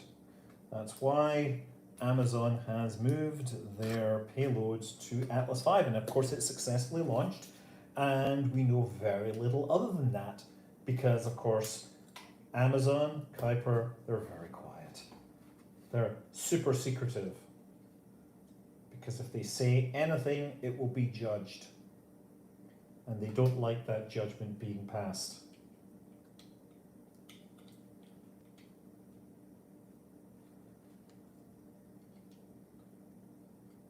Okay, we're more than halfway done here. And then we got to put an antenna on there. So yeah, this clips onto the side, and that'll at least make it somewhat more rigid. Okay, come on, get it in there.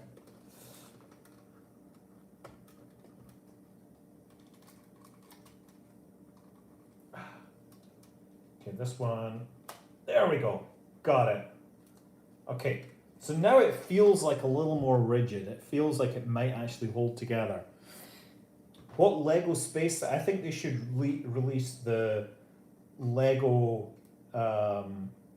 They should start doing Lego Expanse. That's what I'm gonna say. Why? Just because. Oh shit. Okay, I keep. That's unfortunate.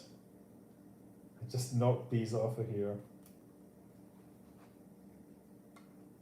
I keep putting it down and things break off when you put it down.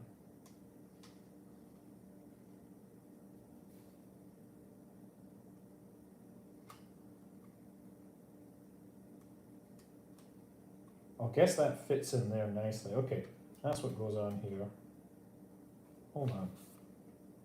Oh, wait a second. No, it points like that.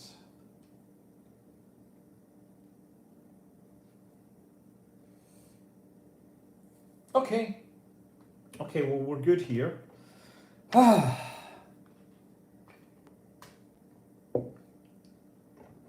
Crab people, crab people, crab. Okay.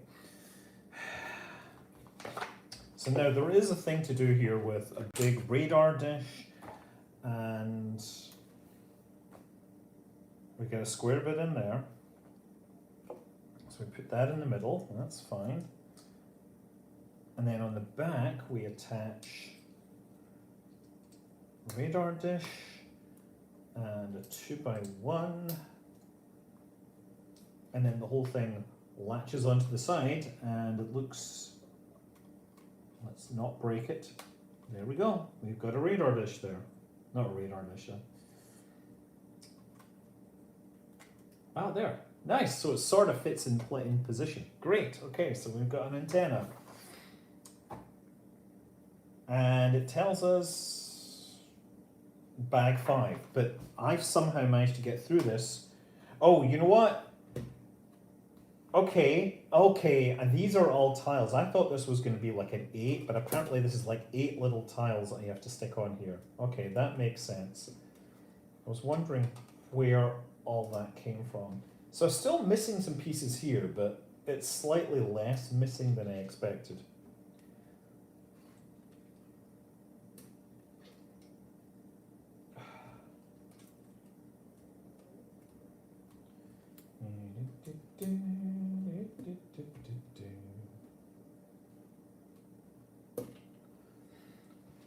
Okay.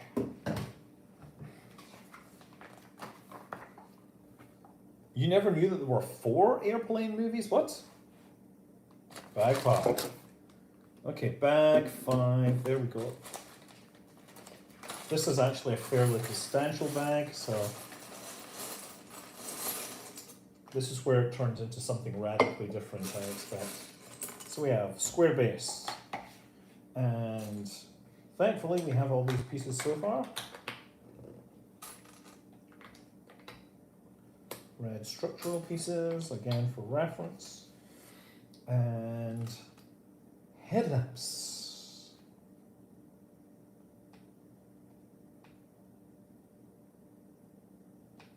Some of the counting here seems weird, as if there's more work than there should be. So I'm looking for these hemispherical bits. Beagle Music Labs, what? Yes, there we go. All those airplane quotes. Have you ever seen 0 Hour? Where they basically, you know, that was the sort of basis for Airplane. They ended up buying the rights to it so that they couldn't get sued.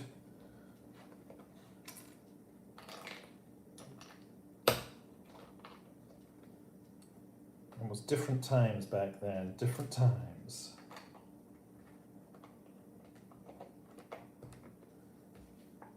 And then, oh, interesting, wait a second, what? Why would you do that? Maybe there's some extra rigidity this offers. This is an interesting construction technique.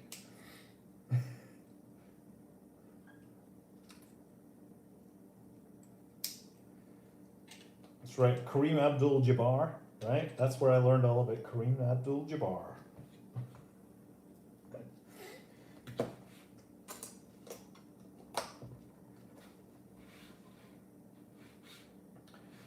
Okay, 4 pieces. 2, 3, 4, and then 3 of these.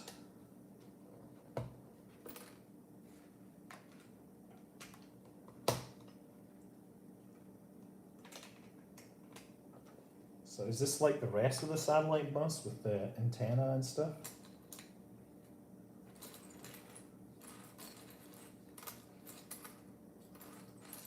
Here we go. Oh, no. I keep on looking and I see the part. I think I see the part, but it's like, nope, it's the wrong one. There it is, right there. Okay, so now, 4 times 3 and 4 times, okay. So 4, 4, 3, 3, okay. So it doesn't really matter how I do it, I guess, as long as I alternate.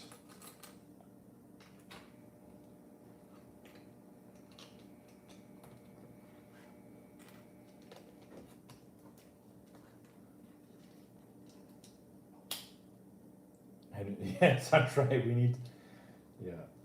Everyone's life depends on it. And then, of course, there was Airplane 2. You know what, there was a lot of Naked Gun films. But interestingly, you know the Zucker, one of the guys that wrote and produced that film, they really got into science communication, and they run like a non-profit that donates money to science communication. So it's kind of a person that I keep on getting told I will meet, and then I never end up meeting. But I do my best to try and communicate the sciences. Not because I want to meet the guys that did Airplane, but because I like to tell stories about the sciences. Okay, so I guess I have a 1 by 1 here.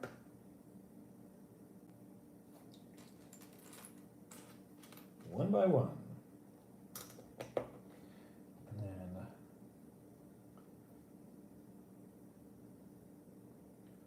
3 by 3 and 4 by 4.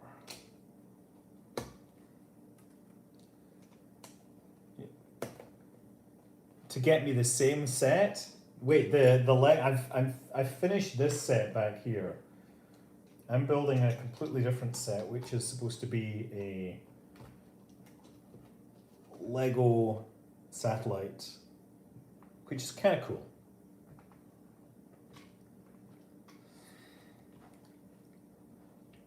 Can we call you Shirley? No. I am serious, and don't call me Shirley.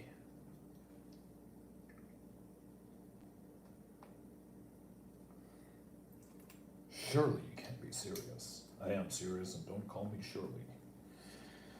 Okay.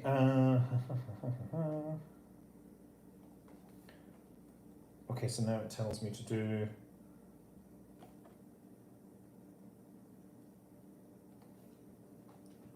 Well, this is a really oddly tedious way of doing things, I'm going to say.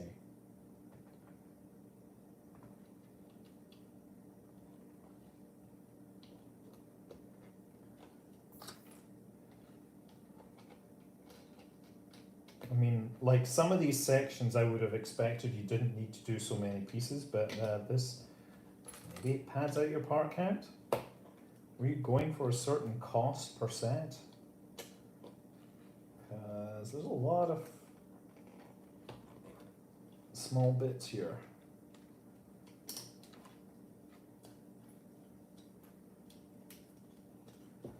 Okay, so I've done that, and now it's 4 by 3 and 3 by.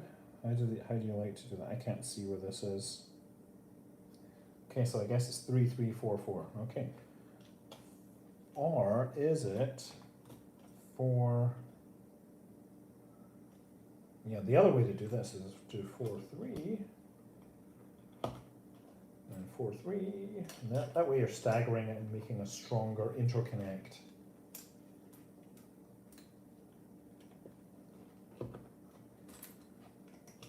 Because you all know that cross-plying all your studs is going to make for a stronger, more potent, more powerful build.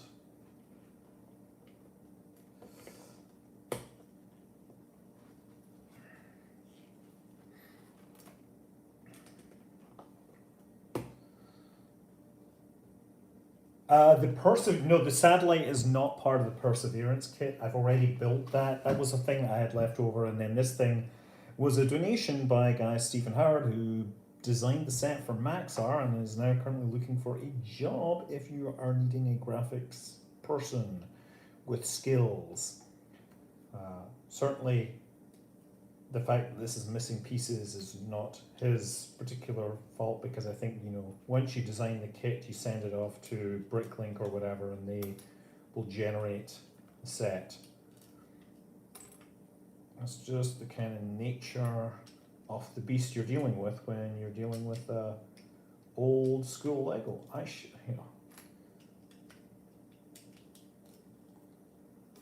So Maxar are a satellite manufacturer. I think they do a lot of the manufacturing in Sunnyvale. They have a fairly lot. I don't know how far down this I've got. So I'm guessing that's that, and that this is this one. So I get multiple layers to get through here.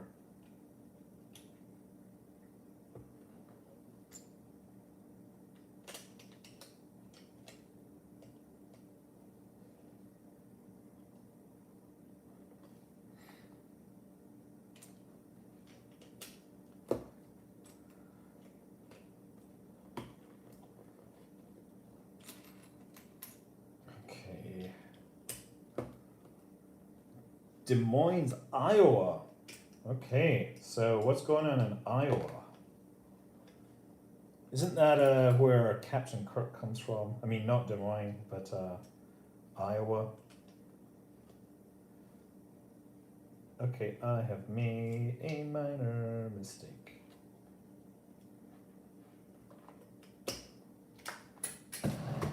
That's fine, because I can fix it.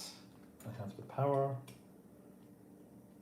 The skills, I have the talent, I have far too many degrees in sciencey things to be doing this kind of thing professionally. But you know, people are wondering what's going on. Good morning for a wet rain. We just got some rain in California. It's really getting into the start of the season. We had the Fleet Week last week, and that was, you know, we have a big air show at the end of Fleet Week with the Blue Angels and various other people. And, you know, we had been expecting to have no good days because it had been consistently foggy the whole time. But Thursday morning, it just got clear, and it felt really good that we actually had clear days.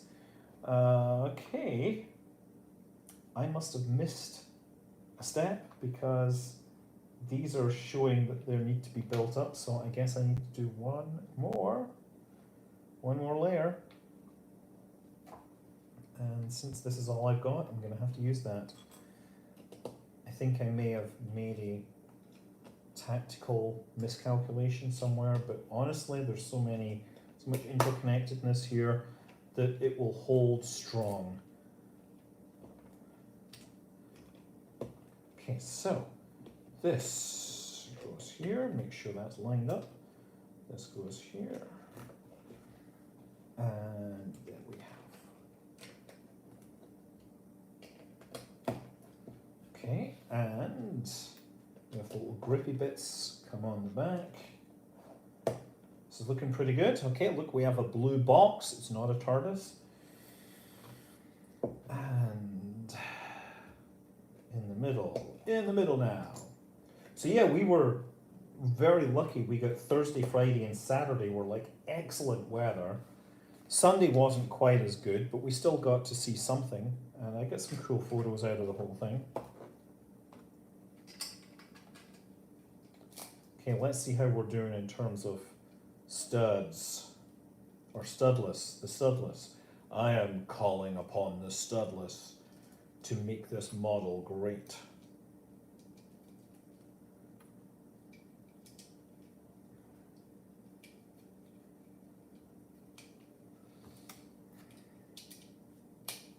This one's slightly off color, can't be helped.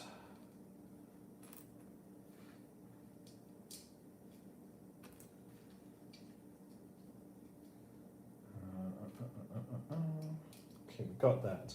Now it tells me to build this up in the middle.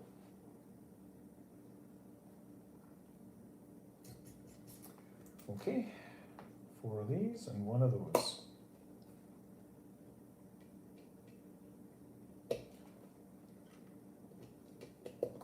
Are we going to get any special KSP streaming? Yeah, if I do KSP2 streaming, I tend to do it on Twitch right now, but what we're waiting on is an update that really adds something that is worth, you know, dropping everything and having fun over. And just fixing bugs generally isn't that kind of thing. It is good that they fixed a bunch of bugs. It's good that the performance has improved somewhat, but still, it feels like there's a lot more work to do.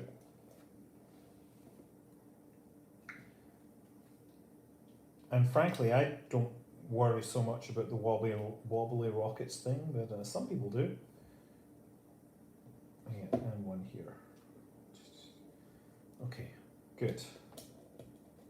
3 and 3, okay, good. And now we've got that, and, oh, that's what goes on. We do these circular ones here. What are my thoughts on asteroid mining? Well, let me tell you, we're about to open the container, the sample return canister from OSIRIS-REx tomorrow, live on NASA TV. That sounds like asteroid mining to me. And then on Thursday, we're going to launch a mission to Psyche on a Falcon Heavy. So yeah, we're pretty far down the road towards asteroid mining potentially, and I am here for it. I think that asteroid mining is one of these things that is probably a long game. I don't think anybody is in a position to take advantage of it economically right now, but I think that in the long term, you know, cost of access to space continues to go down. then eventually we're going to see situations where it becomes totally viable.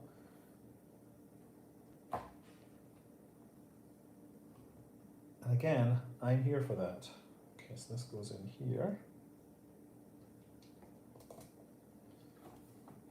So this is some sort of box thing. I'm guessing it sits on the back of the satellite, something like that. Psyche mission, that's right. Psyche, it's named for asteroid number 16, Psyche. In ye olden days, when asteroids were found, they continued using this sort of similar theme to naming planets. So they named them after goddesses.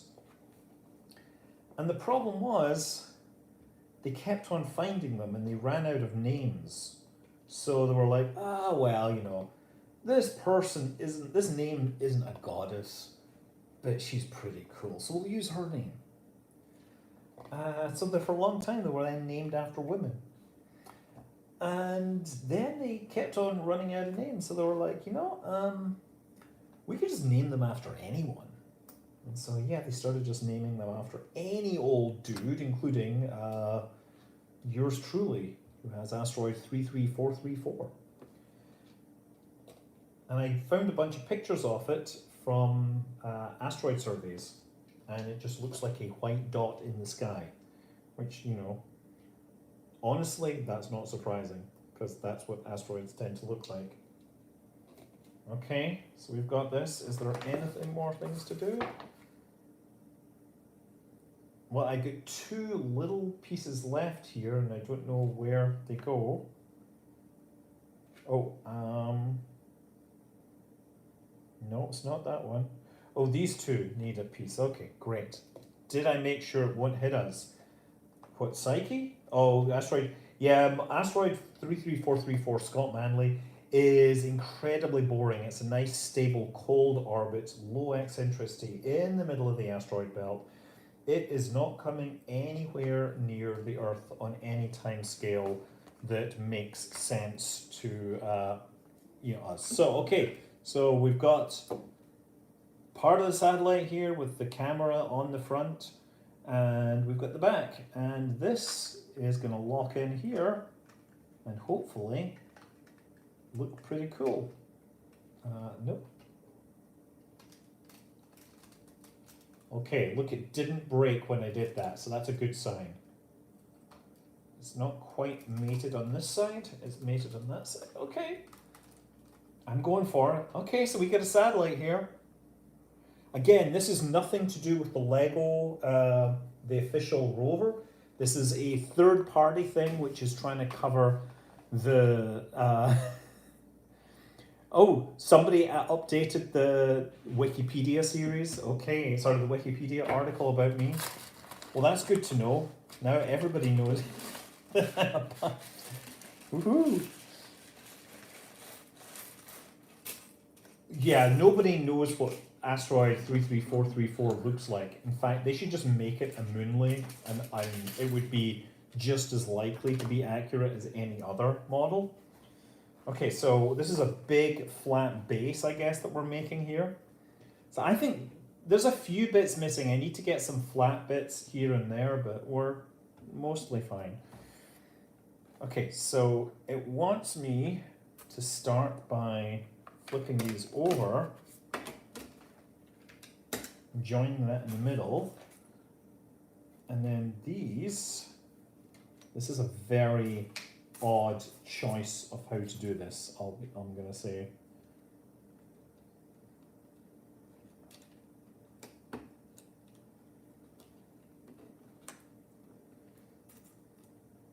But I shall trust the creator is doing a reasonable job with the design. Big Scott smile coming to... You know what? It's not quite big enough to kill all the dinosaurs, but that doesn't matter because the dinosaurs are already dead. Like, oh my god, the dinosaurs are going to kill us all. Watch out. Oh wait, but they're already dead. So on one hand, I don't need to kill all the dinosaurs, but on the other hand, can you prove that I didn't kill all the dinosaurs? This is not finishing the Mars rover. The Mars rover is already finished back here. This is a separate third-party model, which is not an official Lego set in any capacity. It is a promotional item put together by artists at Maxar to cover the creation of it's to cover a satellite design called Legion. That's right.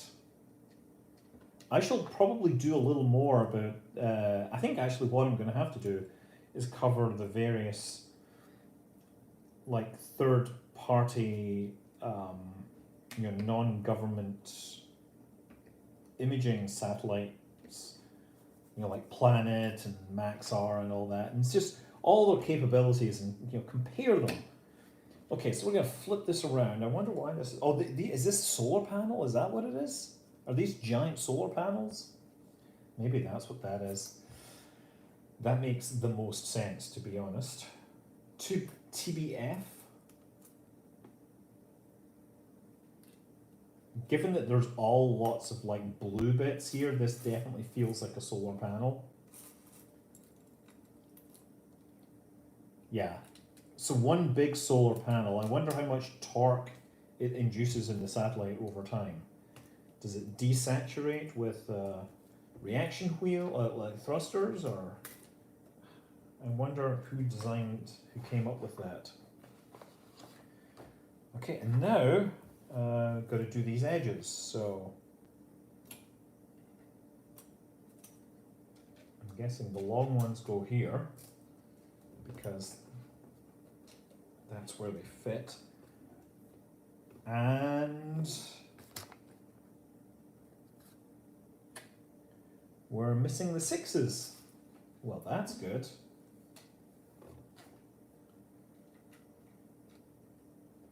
Yeah, so we should have like some 6 studs that are here, but they're not here, so it looks like another set of things we're missing.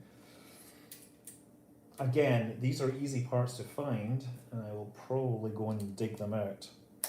We're building a satellite that is part of a constellation flown by Maxar, who you may know as a satellite constructor. Built a lot of important satellites. And in fact, I believe Maxar hardware is involved in the Psyche mission because it uses a standard satellite bus. You never got to build Legos? Well, that shows because there's no such word as Legos. There is the word Lego, and the plural of Lego is Lego. So, I know I'm being insufferable about this kind of thing, but I feel that it is important for me to continue to enforce my grammar. Okay, looks like we're missing some other stuff. Looks like we're missing some 1x1s. And then it tells me 204 tiles. Oh boy. Well, that's going to be fun. I'll put these in here. So I just need to make sure that I leave these holes empty so that they are correct. So here, so 204. That's right.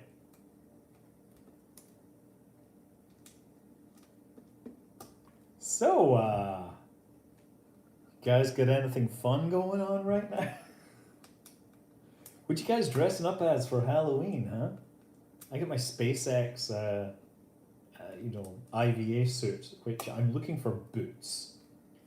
And I found a place online that sells the boots, and they cost more than the rest of the costume, so I'm like, nope.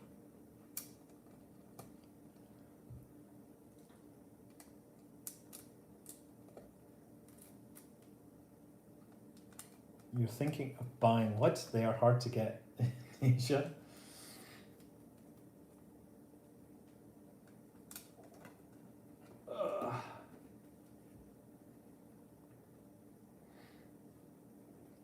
I want to dress up as a hopper, like a starship hopper, or a space hopper, or a Dennis hopper. I like Dennis hoppers. Dennis Hopper had a whole lot of class.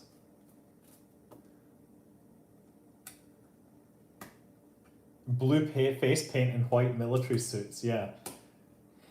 You think so? And the red eyes? Do you think they can pull off the red eyes?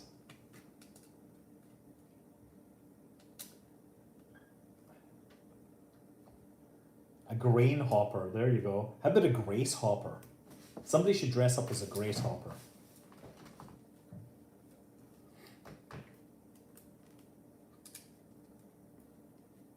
Okay, yeah, this is really, really, really. Maybe I should go to the next piece.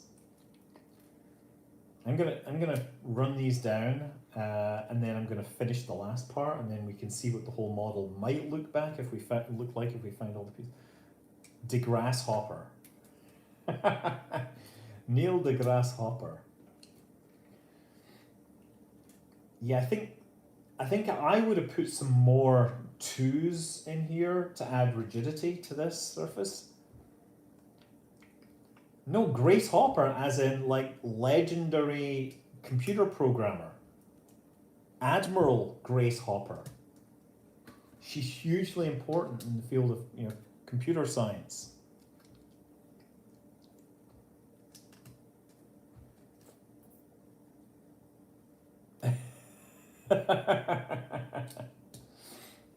Neil deGrasse Hopper. There we go. Oh man, I'm just gonna like lay out the basic outline, and then once that's done, I shall have to come back to it. Look at how many pieces are in this set, it says, and you're like, wow, that's a lot of pieces for this very small set. Oh, now I understand. But it does actually make it look like authentic solar panels. I gotta unlock this. It's a period. It's terrible.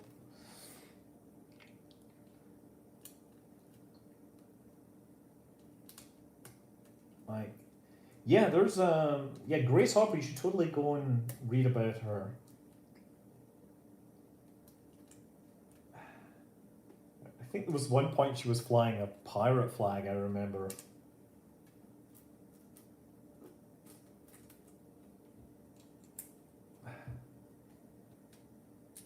Oh. Fell inside the book. Please start soldering random things to it. Okay, so let's just finish this part off. We'll dig in the rest of the things, because it's missing a couple of parts. But just say I've done all this.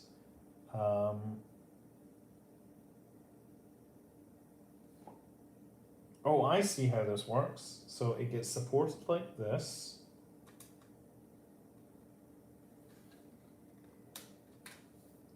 Let's do that. So I guess it's on this side. There we go. So it connects through these. I might have to take this off to do it. In fact, I'm going to have to take it off because I have stuff. But there you go. So that's like, imagine that's fully done. That'll be the solar panel. And it's got communications down here. And the camera, I'm guessing it's designed to operate like this, and they can rotate the thing. Costume idea, FAA inspect. No, I don't want, that would be a really horrifying thing for some of the people I work with. Okay, so let's just put these little pieces away for now. I'll add it to the list of things that I need to find. What size rover could Starship send? Look, the problem is always trying to figure out what the landing mode is. Because the thing about Starship is that it can do a fairly good job of refueling. So I'm just going to make sure I pick these things up before I forget it. Oh, it's on the other side of the table. That's not good. This could take some time. I actually have I've got a follow-up from somebody that messaged me in Discord about, you know, ATC tower visit things. Should totally do that.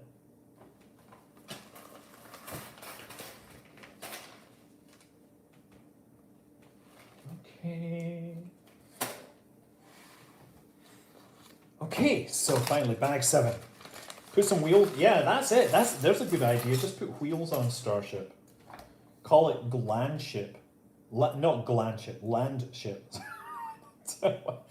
Why did I have a little awkward, why did I make a gl sound there? Okay, so this is weird. 1, 2, 3, 4. Oh yeah, let's just turn it this way so it looks like an actual. Let's turn it this way actually so it looks more like. Oh shit!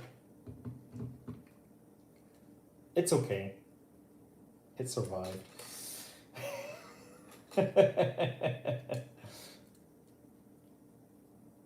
Yeah, she just land and then flop onto its side and start driving around. Actually, maybe if it lands on a planet that doesn't have an atmosphere, it doesn't need those fins, so it could just like roll onto its side and then roll around, and then it just needs to figure out how to turn. I remember in the early days of Kerbal Space Program, there was like people on Reddit that were challenging themselves to fly as far as possible and stay below a certain altitude. And I just posted a video of a rocket that like stopped onto its side and then started rolling. I was like, okay, I can do this all day.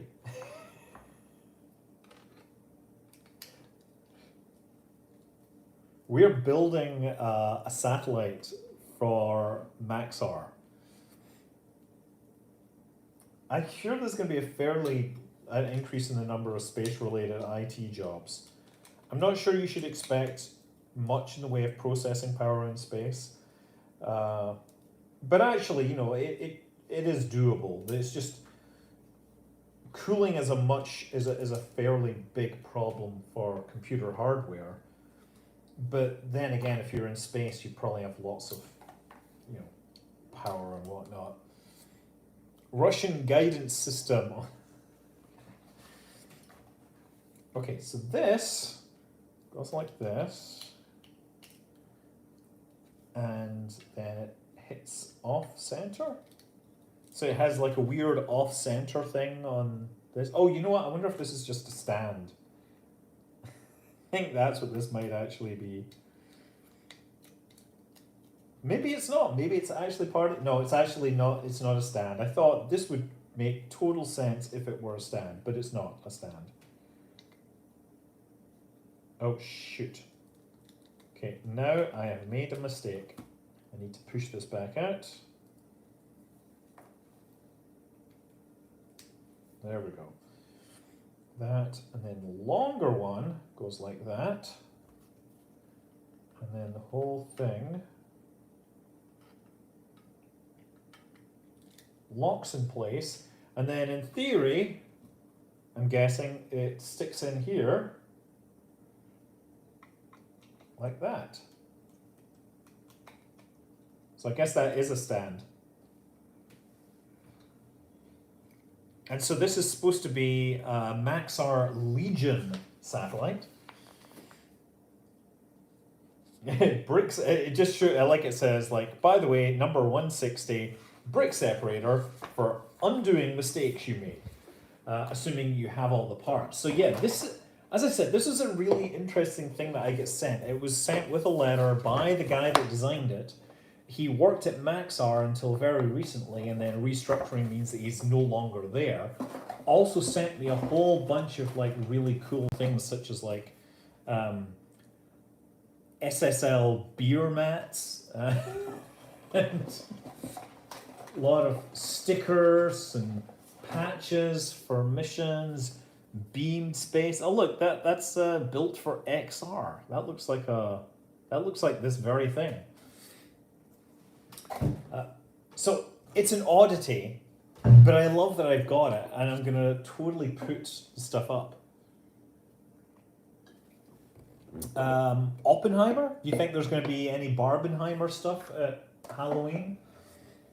My stuff is always nuclear.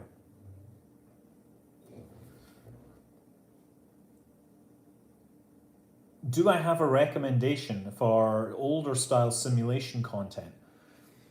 Actually, I've been mucking around a lot more with simple rockets because I keep finding I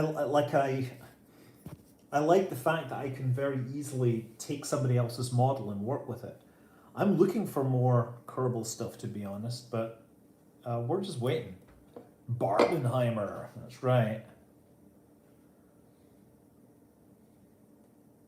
Yeah, the Lego Discovery Shuttle took me a fairly long time.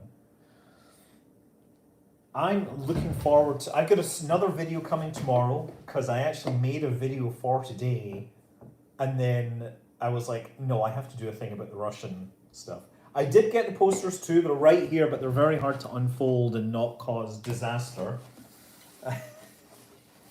um, I'm not great with posters because I only have so much room here, but that looks neat. That's EchoStar.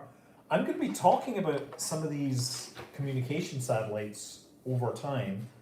Right now, I'm working on SYNCOM, which was the first geostationary satellite. And after that, I guess I have to do more about like Intelsat.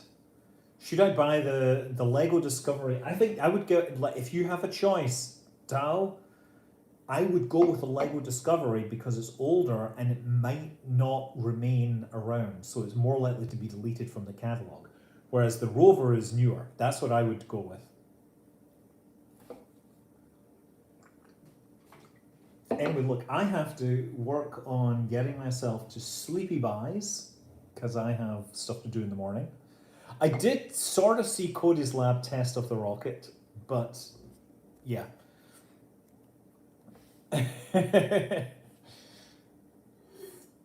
Varda, right? Varda, maybe. That's funny that it became cardamom. I don't know what's up with Varda, but I think I get the impression that they launched without getting permission for the return, hoping that they would be like, yeah, so what you gonna do? Tell us we can't return? And they'd be like, yep, we're gonna tell you, we're not gonna give you permission. But we're up here, you gotta let us come down. Yeah. Anyway, I'm gonna get out of here. I'm gonna finish this. And there'll be a new video in the morning about what would happen if you had a tiny black hole and you dropped it on Earth. Yes, think about that.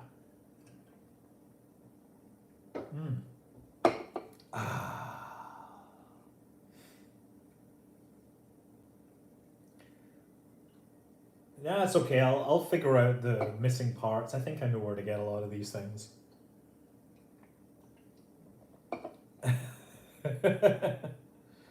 I haven't heard about the NASA salad. That sounds like a really interesting thing to actually do myself.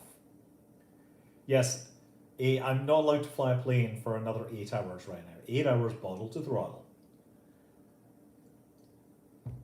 But anyway, yeah, thanks for tuning in. Thanks for hanging out. This is just always chill. Have a good night.